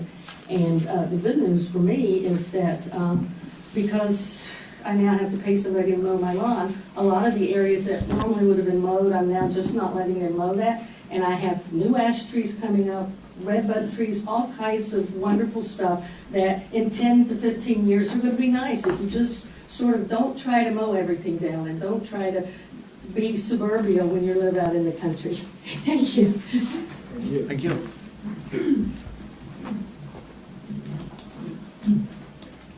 Anybody else? Noel? Noel, come on.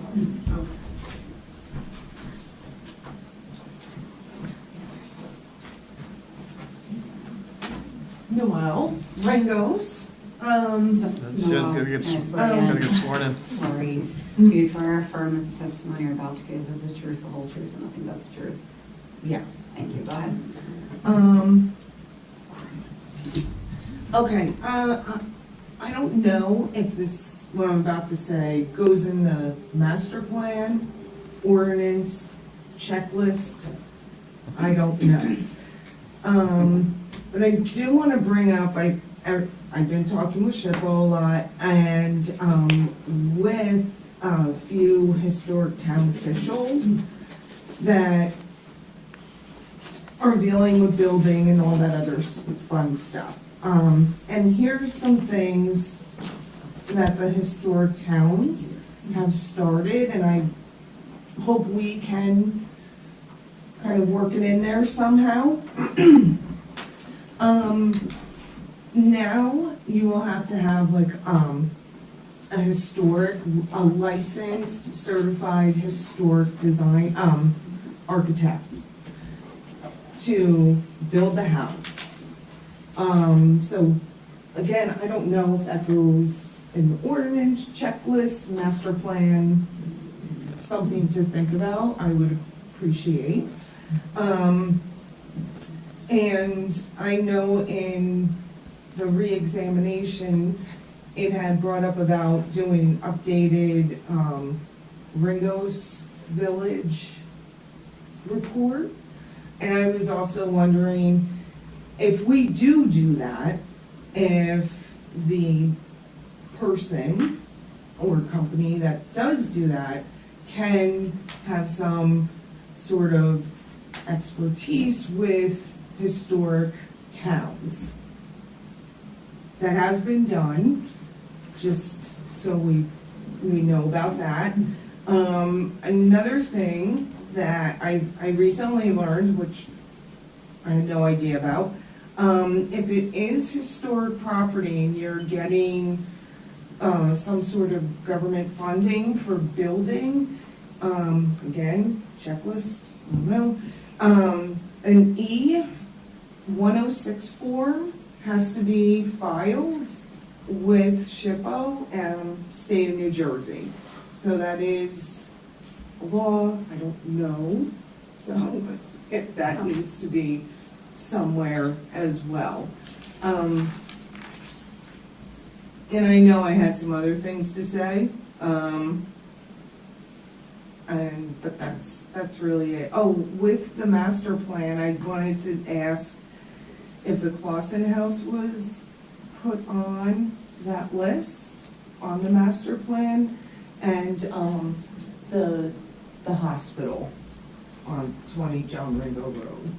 There was a report from John Allen, I believe in 2020. Hospital. They said it was a hospital, right? Or on that 3-page report. I thought you brought it up before, sorry.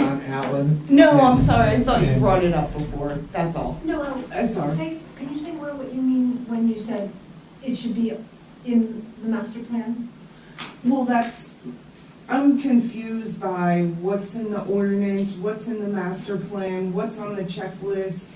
So that's why I'm kind of being generic right now, because I'm So you're just saying it's something you think we should be paying attention to? Yeah, and that's where I got the other opinion, just talking to other people, other town officials that are dealing with building and warehouses and so forth, so.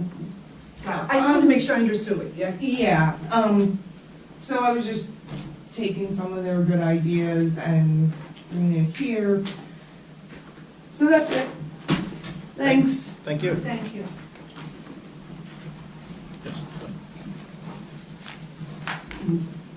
Name and. Diane Griffith. Thank you. Do you swear or affirm the testimony you're about to give is the truth, the truth, nothing but I the do. truth? Thank you. I served on the planning board for something like 20 years. I chaired the Bridge at Black Brook for 4 years. The years that I served, we met twice a month. And I'm looking at these policies and many times through this document, we see this phrase, this recommendation continues to remain valid. It hadn't been addressed or to the detail necessary. I look at all these regulations and new rules and so forth being adopted at the state level. I think it appears that has to be, or the recommendation certainly is, it should be addressed by those of you that are serving. I'm boggled by what is apparently on your agenda. I think delegation to the Environmental Commission for some of these issues, certainly Preservation Commission as well, but the Planning Board has a great deal to do. If you have any applications like the one you had this evening, it took an entire hour for something that was, there's no room with one meeting a month to deal with those type of issues and do the planning necessary in this the examination report. That's my reaction to what's before you. Nobody said it was gonna be easy. Way to get the big bucks. Just one thing, there is, I guess, might be reliance on your planning experts to provide some basics. A game plan that you could work with.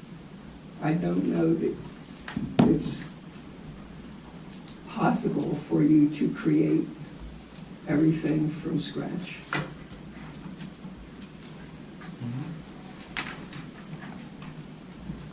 Thank you.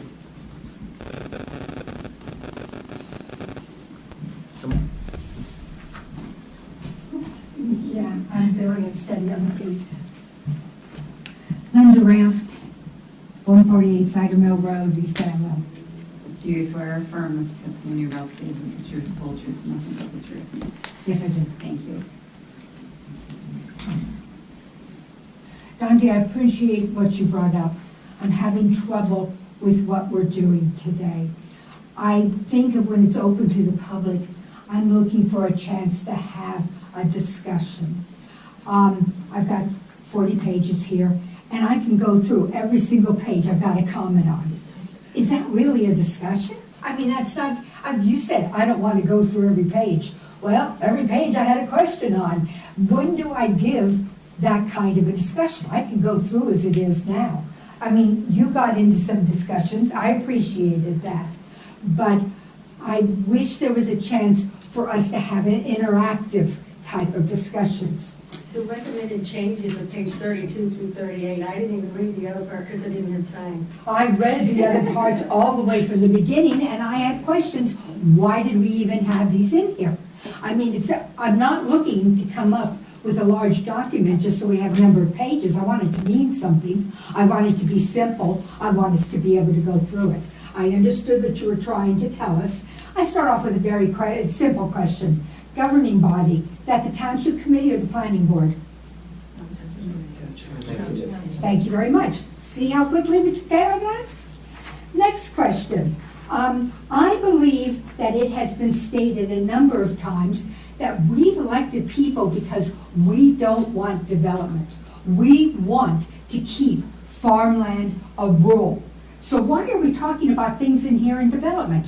I mean, why even have anything for development? We don't want it. We just said we don't want it.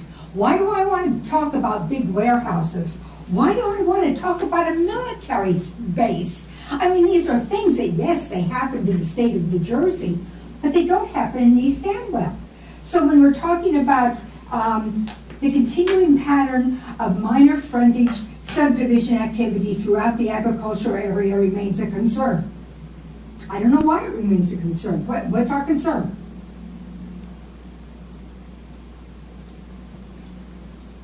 As regional traffic has increased, peak hour delays have become more frequent on the state highways. Okay, we don't control state highways. Route 31 traffic has become more of a problem than ever. What do we do about it? I mean, I think we've all decided that we can't control 31. We can't control the state. If I understand it, the only little roads that we have that we control are maybe a little bit into Ringo's and, you know, some of our farm roads, but why are we bringing this up? I mean, develop design standards applicable to major or minor subdivisions in the Amwell Valley Agricultural District. Well, as I understand it, when I was looking at what we had as free land, we didn't have a whole bunch of free land. And I thought we wanted to keep that as agricultural. So why are we talking about subdivisions? Can we let the expert answer some of her questions? Whatever the board wants to do. Some of those are like succinct, most of those questions you probably could. I could, but I don't want to jump, it's up to the board. No, that's fine. No, please. Okay. Please do. Well, there's a lot of land that is owned privately. Mm-hmm. Okay, and as much as it is, as I stated, it's great to purchase farmland and open space. It's not all going to be public. Your community isn't all going to be public as such, or farmland. There's going to be privately owned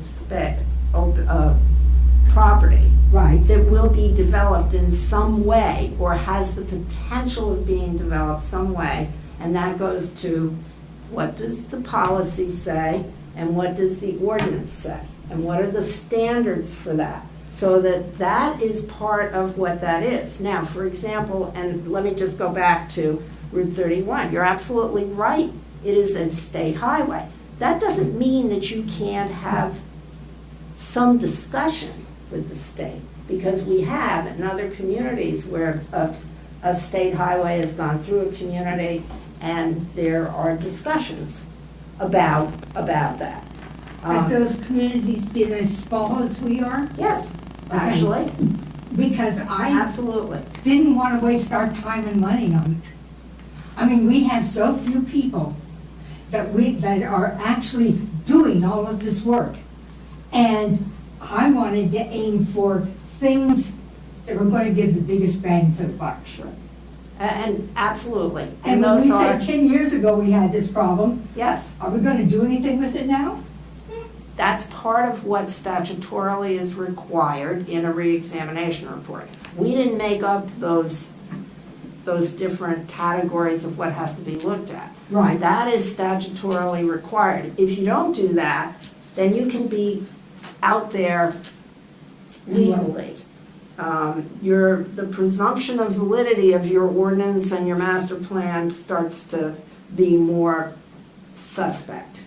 I'll just say that. So great, you're going to give me some, I'm so happy you're here. So it says the township has not created a definition of a corner lot. This continues to remain valid. Why is it so valid we have a definition of a corner lot? What happens on a corner lot? Where's the front yard?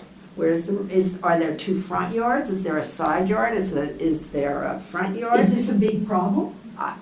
It's been raised. Okay, so that's where. I mean, I'm looking at, we have a whole list of things. There are a lot. Where do we want to put it as a priority? If we might say, well, let's identify what a corner lot is, because we can get that taken care of. We've had a problem for 10 years. We'll get that analyzed and done. Or we might say, you've got to be kidding with all the other things that we've got to do. And that's absolutely a legitimate comment that you're making. And that's something that once this is done and adopted in some form, okay? Then it's a matter of, okay, where do you go from here? Do you prioritize? Do you provide, does the governing body choose to prioritize certain of the recommendations? I don't know. That's the next step. Not only prioritize, but they got to put money in. Well, money is always there. And I know our budget was tight. I mean, I watched you sweat bullets to keep it so that we weren't raising it. And so there's nothing there for now, as far as I know. I'm looking at the things, we had quite a bit on the demographics. I didn't really know what the demographics were doing with it, but it was proving we didn't grow, and we have more old people coming here than we have young. But I'm not real sure, how that affected the rest that we've had here. I did look at the part that said, I didn't know why it was important to know what the private wage covered employment in East Amwell and employment, I think we're probably getting more retired people here. I saw here where we had our farmland and how much of it was considered vacant, and then you're saying just because I think if it's farmland, you're not going to be able to do too much with it easily to break it into subdivisions and stuff like that. Am I correct on that? Not necessarily. If it's preserved farmland, then that would be the case. If it's qualified, if it's a farmland, just a farmland without any preservation, then the farmer can determine what they want to do with it because it's private property. I think our farmland, do we have a lot of our farmland is preserved? Yes. And that, so it might not be a real high priority with us, and I know we require 10 acres at least to even put a house on it, and getting it to perk, forget it. So then I came in here, as I said, you're great. You're answering so many questions so quickly. try to get through, I wasn't sure hazard rankings, why that, how much time are we going to spend on hazard rankings as a hurricane and tropical storm? Nor'easter, I thought was bigger, had disease outbreak. I mean, I don't know why we wouldn't want to combine with Hunterdon County. I sure wouldn't want to set up our own disease thing for our 5,000 people here. I want to work with Hunterdon. So, you know, I don't know if we've ever done anything like that before, like on a disease outbreak. And the disaster debris management plan. How much time do we want to spend on this? Do you understand where I'm going on some of these things? Some of this is probably, from my understanding, and please correct me if I'm wrong, some of this is statutorily required. You gotta go through and you gotta listen. Does that mean we're gonna prioritize it? That's where we listen, that comes next, right? We've got an elected body. So when do you actually look through that? And, because I'm looking here, it says changes at the state level, 2016 military bases. I swear we won't get a military base in East Amwell. I'll be willing to bet my retirement on that. Let me just clarify, as Emily was trying to say. Right. Okay? It's a statutory requirement to look at what has changed over the past 10 years, since 2013. Right. At the state level. Okay. In terms of legislation that may or may not, I mean, military base, there was legislation on it. Does it have any relevance to East Amwell? No. Well, but it's there. Would that be something that you could help us, where you would take this stuff and put it like in an addendum at the end saying, hey, we've already gone through and seen this. You don't have to worry about it in East Amwell. We'll just put this as something at the end. You'll know about it, but you don't have to get involved. There's a list of recommendations. Yes. That's where it really is. That's the priority. That section is what is required, and it's kind of interesting, and there's some that are relevant. But I mean, I was looking here, Hunterdon County Economic Development Tourism Initiatives. This is it's what Hunterdon County is doing. We're not going to do this. It's done. No, there may be parts of the Hunterdon County Economic Development Strategy, like the ag tourism and some of the eco-tourism, that may be relevant. Don't know, okay? I'm saying as a citizen, please don't spend my money on that right now. I want you to take my money and spend it on something. It's already there. I use the Hunterdon County. I don't want to debate with you because I understand your questions, and I have to say, thank you for reading this. Oh, I read it. That's great, and you have the questions. Thank you very much. There was a couple of others, and I feel rushed because I'm up here and just me talking, and I know, oh God, they want me to get through this. Climate change resilience strategy. I didn't know how much we would get into that. Integrate climate change into existing state investments and funding decisions. Is that one of the recommendations? It's a coastal resilience plan. Because there has to be, in a land use plan element, you have to have a resiliency hazard mitigation. Coastal resiliency? No, that's the generic part of the overall state. But in terms of what has to be done, that is something that is a new provision within a land use plan element, where you have to look at the resiliency component, climate change. You had one in here, special occasion events on preserved farmland. That does affect us, but it's a state law. We don't do anything about it. It's just state, but this is what the state has come up with. It's not like something that is good to know. Good to know, but again, I'm looking for something really concise. That's the recommendation section, as was stated. Okay, so then you're telling me, get to the recommendation section. That's section D. D. Yes. Then I went back to, again, it is recommended the township adopt the comprehensive circulation plan element. And I'm saying, for what? I don't really want us to get too involved in that. I mean, I think there's other things we could do that would be more important, because we haven't got any place with that anyway. prepare a historic preservation plan element. What are we going to do with it? Are we putting any more money toward restoring our historical places, or are we just saying, yep, that's there? Because all I keep thinking about is that poor old building next to the cemetery that's falling down in its last leg, and absolutely no one will take ownership of it. We know it's old. It's just, hey, we're not going to get involved in that. Just to let you know, Yep. in that, sometimes there's overlays, historic preservation overlays, where then there is a need to bring on an advisory level to this board.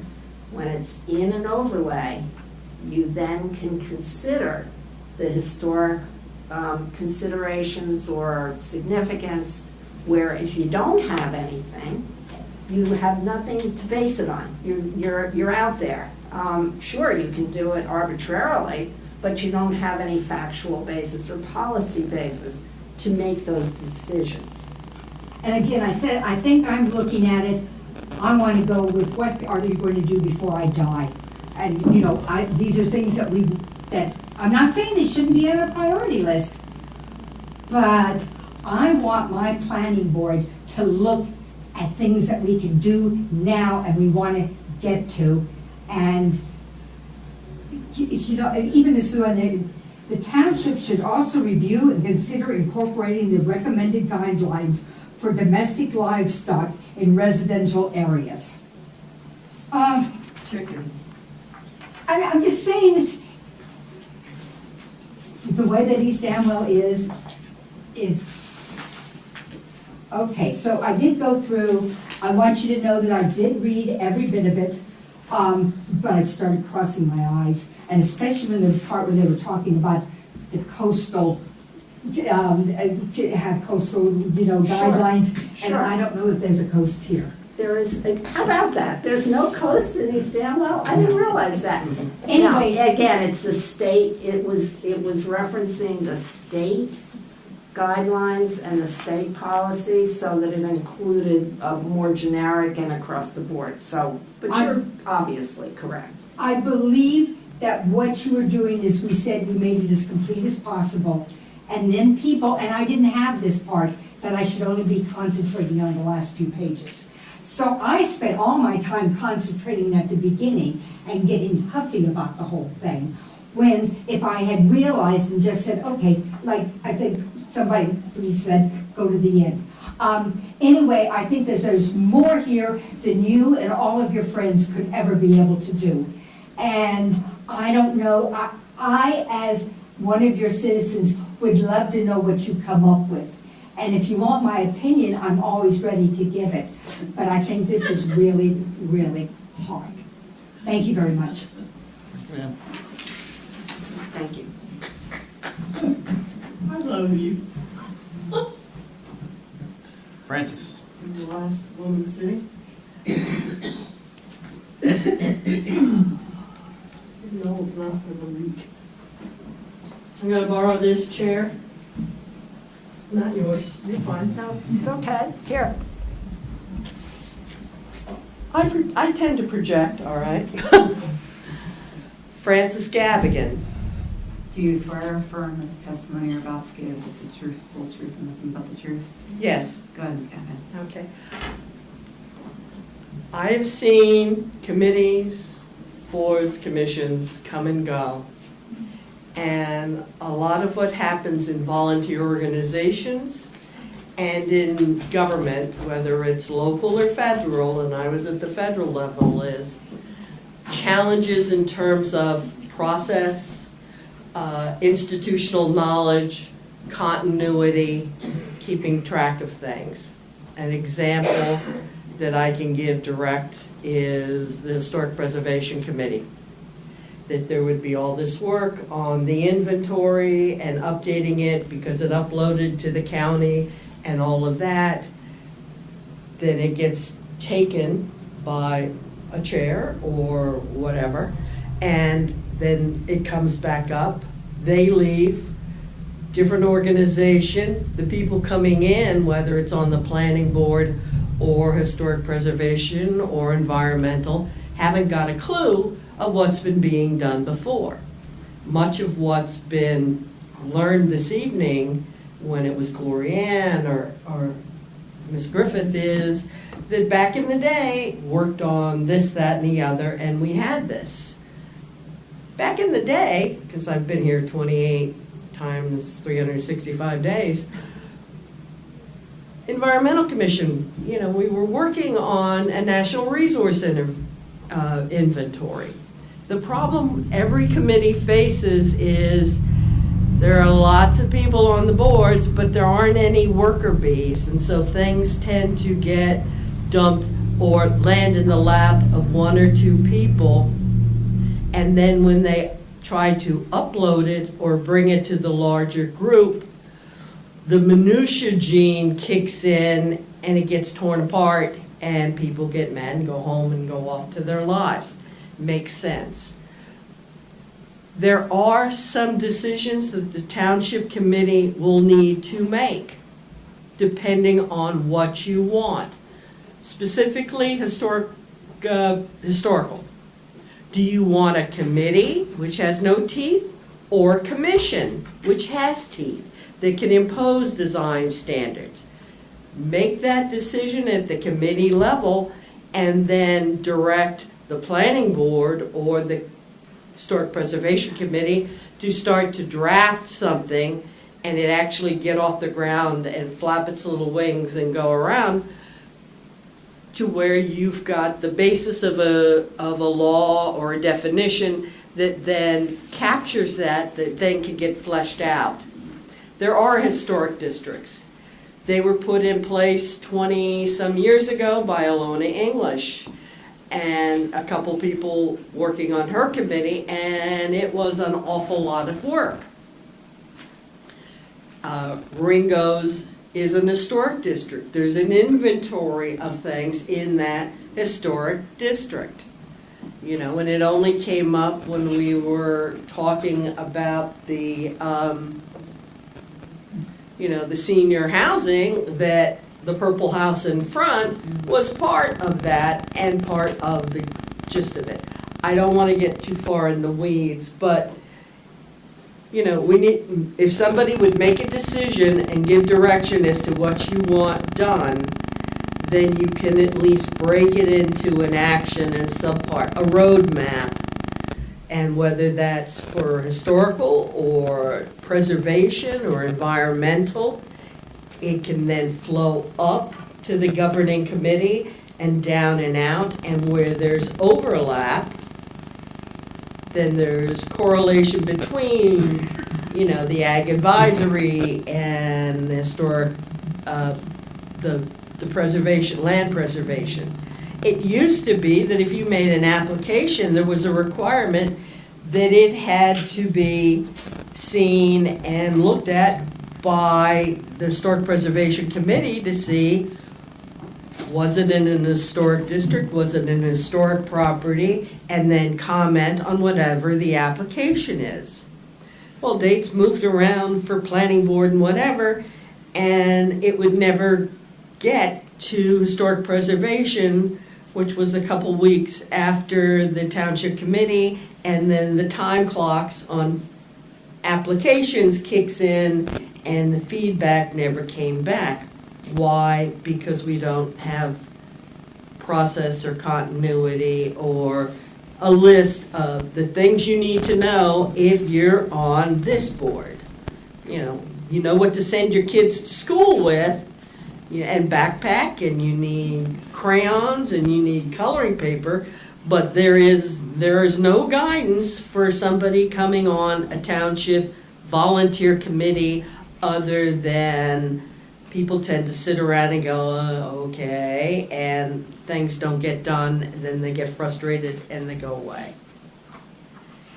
But historic would need to be part of the construction process, and it actually be communicated to West Amwell or whoever's going to be doing it next year or anything like that, so that they know, if historic, then I need to have this checklist or seal, just like you get with the construction project. You get your approvals. A lot of the things that we need that are talked about in this, guess what? West Amwell has some of them. The National Resource Inventory that they have in their community, and we were copying it. And, you know, poaching guy, I remember going back and getting permission to use their plan as a template that we could then plug in what our environmental resources were. The same thing is for the historic stuff. There's the county level, and there's the things that we had, and it would be looking it up. You know, you don't need to reinvent the wheel. There are concepts that impact what concepts are in this planning document that affect the ability of East Amwell to support and maintain farming on this scale. We went through it, you did too, a couple of years ago when there was all this push going through for 25-acre zoning. That can rear its head again anytime you turn around. But it was through the various experts, subject matter experts, I'm sure you've met a few of those, who would come in and explain that your zoning requirement, if you've got a farm, defines the value of your property, and it also affects your ability to get credit so that you can plant in the spring. And that by upzoning, you screw up the viability of local farms and farming families that are the more traditional bucolic scenic vistas versus the Den Hollander greenhouses up in Franklin Township. Language that would address that in this document to say we understand the need to support farming and farm communities' viability and the negative impact versus positive potential impact of changing zoning. Now what we ended up to with the 10-acre zoning and the fight 20-some years ago, or maybe 30 at this point, and all of that, that kept it from East Amwell from becoming Raritan Township. It pushed things for the preservation driver group, kept us from turning into housing developments. But there are things that we are doing and can be doing to support the viability of the farmers. Our right to farm ordinance are sort of mentioned in here tangentially, but right to farm also includes their right to annoy you because you're having a wedding at Unionville Vineyards and it may be from another culture, and so you're sitting up the hill or over the hill and you're listening to music that wasn't in your top 40 when you were a kid. You suck it up, you deal with it because it supports the local business that we need to keep rural and not have all this preserved land turned into the jungle of Barbary and other invasives that the air park has become. You know, there's things that can be done to support farms, whether it's trails, whether it's even the hunt in terms of what they do for mowing these jungle habitats so their dog can run around and chase the occasional coyote, and that supports and uses local farmers. There are integrated levels laterally between the hay farmers and the horse boarding and the other kinds, the vet clinic up the road. They're all connected. And that language, or subtle language, be putting that in there that then you can tie downstream on ordinances Come up with a list of what you think needs to be, hit it the priority, and you eat an elephant one bite at a time. You eat the zoning book one arcane ordinance at a time. There were things that were new and in there that were positive, with the language about environmental resilience. Anybody, well, we've had a lot of flooding and we've had loss of power events that are an environmental impact. When we had Ida, it's coming on 2 years ago, and lives were lost, and the flooding on Willisowitz, well, the flooding that's in Mrs. Totten's house goes downstream, washed out the bridge at Manners Road, went down Willisowitz Road, and flooded properties down there. That's an environmental risk and impact. And what the wash that came off the mountain, if you go up Linvale Road and you look over, you used to see silt. Now you see boulders because of the force of the water. We get these microburst storms that come down and, oh yeah, we're all experts, all, poke the horn. Anyway,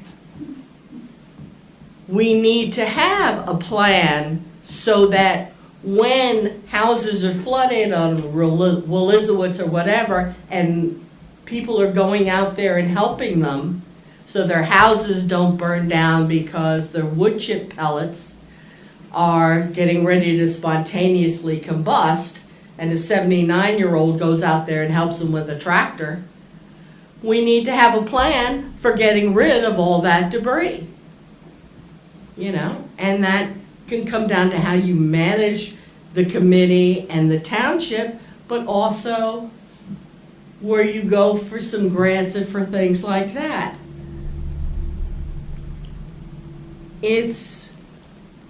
We do have to, in my opinion, because I've seen it before, and I'm not personally affected because I'm surrounded by preserved land until they decide to put the high tension wires they got rights of way for through. But, warehouses or the large scale greenhouses, factory farms, those are very real. Definitions differentiating and then allowing you to see if an applicant would come in, would they fit into this category or that, and that you build on your list ordinances that then would tell you if it's like the indoor weed growing that West Amwell's doing, but in this case, an indoor berry version with solar, this, that, and the other. Be prepared. If you never have to use it, so be it. But also come up with a way of activating the committees so that there are goals and plans. And, a lot more did get done when the planning board met twice a month. You may be the next Don Riley. I don't know. Or maybe it's going to be Marnie. But there is a lot of work to be done here. There's more that was added to this than I thought there would be, either about, the dark skies. One suggestion would be where you're talking about the frontage, also include frontage viewscapes. Because you can have a flat piece of land in the front, but if you build a monster something up on the view shed, the peaks or the tops, then that affects far and wide. In the case across the street with the Thompson land, the land between Dutch Lane and 202, the ups and the downs are contiguous except for what's behind Rutgers Nursery. The B plan, yeah, well, that'll be the township committee.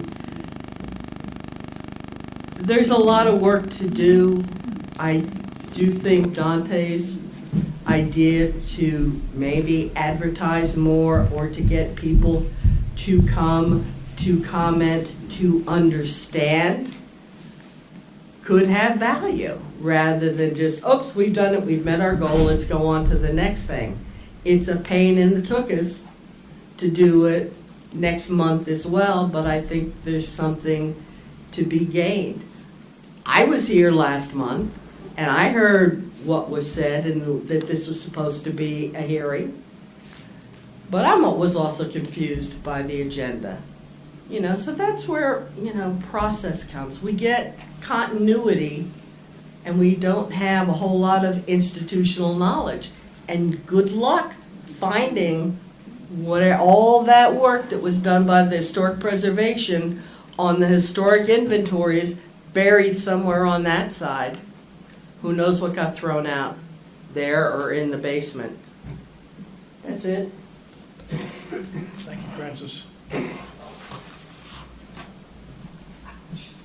Anyone else from the public? Seeing none, can I get a motion to close to the public, please? Motion. Second. All in favor? Aye. Opposed? We're gonna, how do I continue this? So it's up to the board. So it seems like the consensus is the board would like to carry this until next meeting, at which point, if there are no revisions the board would like, the board can adopt it, right? But if there are revisions that the board suggests or would like to I incorporate. have trouble hearing you. Yes. So the meeting, from what it seems like the board would like to do, is going to continue until next meeting. So if there are no revisions and they would like to adopt it as is next meeting, they can do so because the notice from tonight's meeting will carry to next, right, to the date certain. If there are revisions, new notice will be necessary. The thing I noticed is, of people who talk over here, I heard nobody say this is missing. There's something missing in there. So, Yeah, that's good. That's a good thing. commenting on that, because I think that would be my. I'm getting trouble hearing. If you Yes. could pull the microphone over. I was just commenting that the feedback we've heard so far, I've heard nobody say this is missing. Something is missing or there's something in here that we disagree with. There's questions on priority, but I have not heard anyone say, you missed a really important part here. And to me, that's reassuring and that, you know, just commenting on that. To make sure that we continue to the date certain. You can make a motion. Can I get a motion to carry the public hearing to the next meeting, so with no more further notice? Want to make sure I get that. I want to make sure I get the right date, that's all. It's June 26th. June 26th meeting. Yes, I have it on my calendar. Oh, I'm sorry, I'm looking at the other meeting. Is that right? That's environmental. Right, 20, yeah, because the Monday's the night, June 19th. Yep, Right. okay. Can I get a Good thing we motion? checked. So, Second. All in favor? Aye. Opposed? And no further notice will be given, so to the date certain, same place, same time, on June 20th. And I would just ask Kristen to news flash it, like once a week, like we did, Township Committee did for the Comcast and JCP&L. So, That was once a week. yeah, we did once a week. When it's important like this, you want to make sure people get reminded of it constantly, so I would do a once a week news flash. Thank you. Thank you, everybody, for your input. Items for discussion. Farmland Preservation Plan. Mike Mills. so we have submitted a preliminary plan, draft plan to the county, and it's been approved conditionally. So we can go ahead and get funding through the PIG if we want to. And in which case we'd have to just finalize a couple of things that he's highlighted in the plan. So we'll have a little bit more information on that next week. So, Great. Thank you, Mike, for Yeah, all thank your you. work on Yes. that. A lot of work. It's been a lot of work on that fund. And been active and. Yeah. Appreciate that. And that's, yeah, not whether, we didn't have any other information going on. That's it. Okay. Invoices, did everybody get time to look at invoices? Questions, comments? Everybody's good? Those are out of escrow again, right?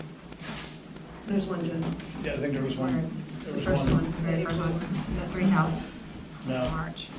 no, it's like 700, I think it was for a meeting, or 2 meetings, possibly. It's the very first one. That's not the No, very no, first no, one. it's not the first one. It's- No. It wasn't on mine, no, it was.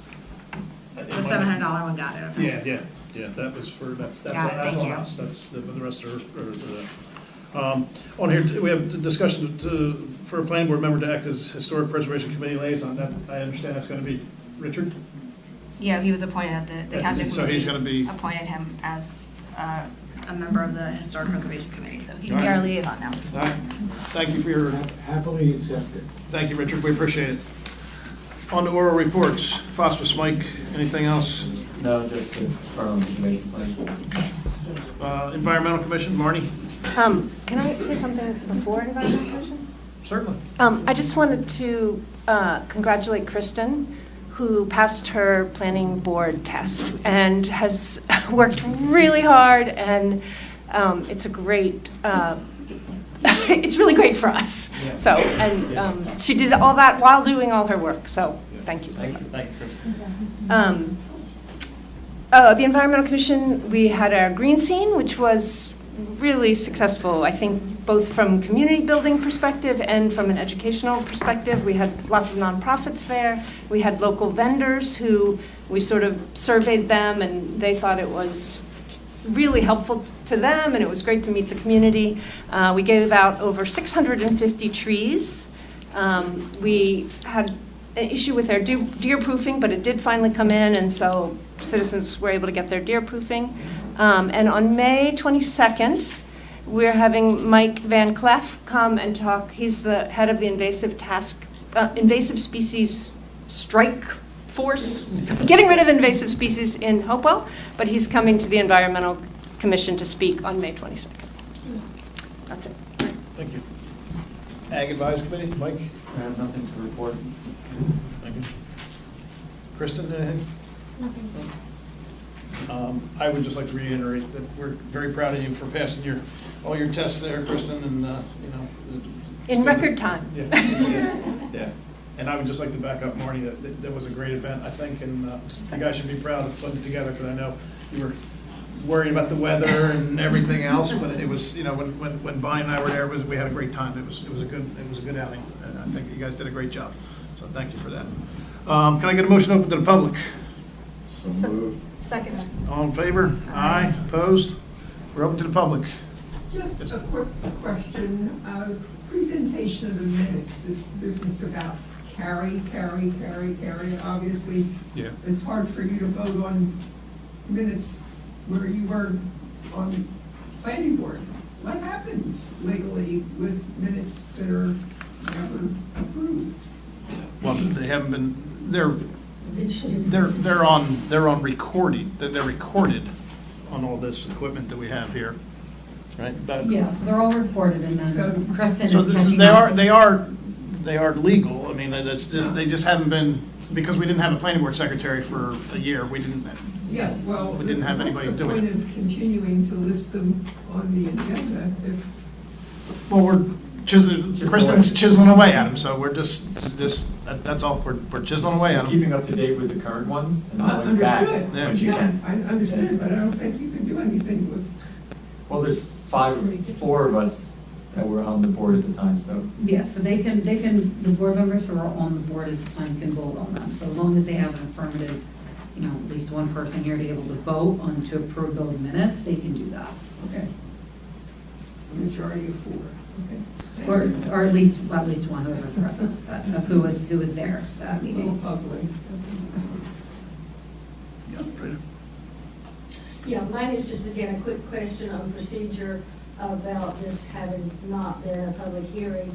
I assume that the newspaper that was required, that stated it was a hearing, but the agenda didn't, and I do believe, is there a requirement that the agenda has to be published X amount of time before the meeting?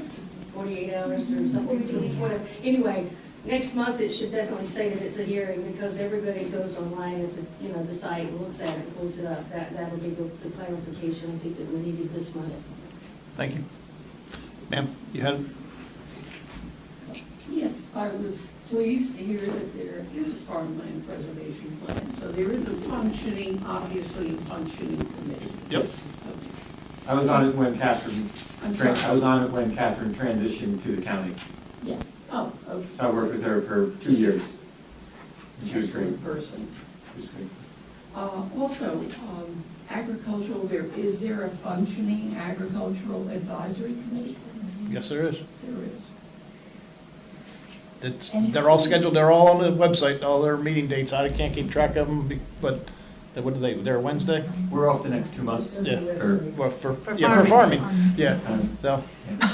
It's, Gonna farm. Second. I forget which one it is. Oh, look. Francis? Yeah, Francis Gavigan, I'll be brief. I've been present for all the sausage making that's gone on over the last 2 years with this re-exam, and I would like to commend you and Elena for coming up with a very good work product. You know, and, you know. We hired it has professionals. going for it, huh? We hired professionals. Yeah, and all of that, but I mean, we're here, and we pay attention, but you guys have done, current and past, have done a good job, and, you know, Thank you despite for the that. bitching and roaring. Thank you, Francis. Appreciate it. Thank you all. Can I get a motion to close the public, please? So moved. Second. All in favor? Aye. Opposed? There's no correspondence. Can I get a motion to adjourn, please? So moved. Second? All in favor? Aye. Opposed? Thank you, everybody, for coming and your input. Don't hit me. Have you signed? Oh, sure. We just need someone to sign your text. You can sign it. As long as one of us signs it. Thank you. What's that? Okay.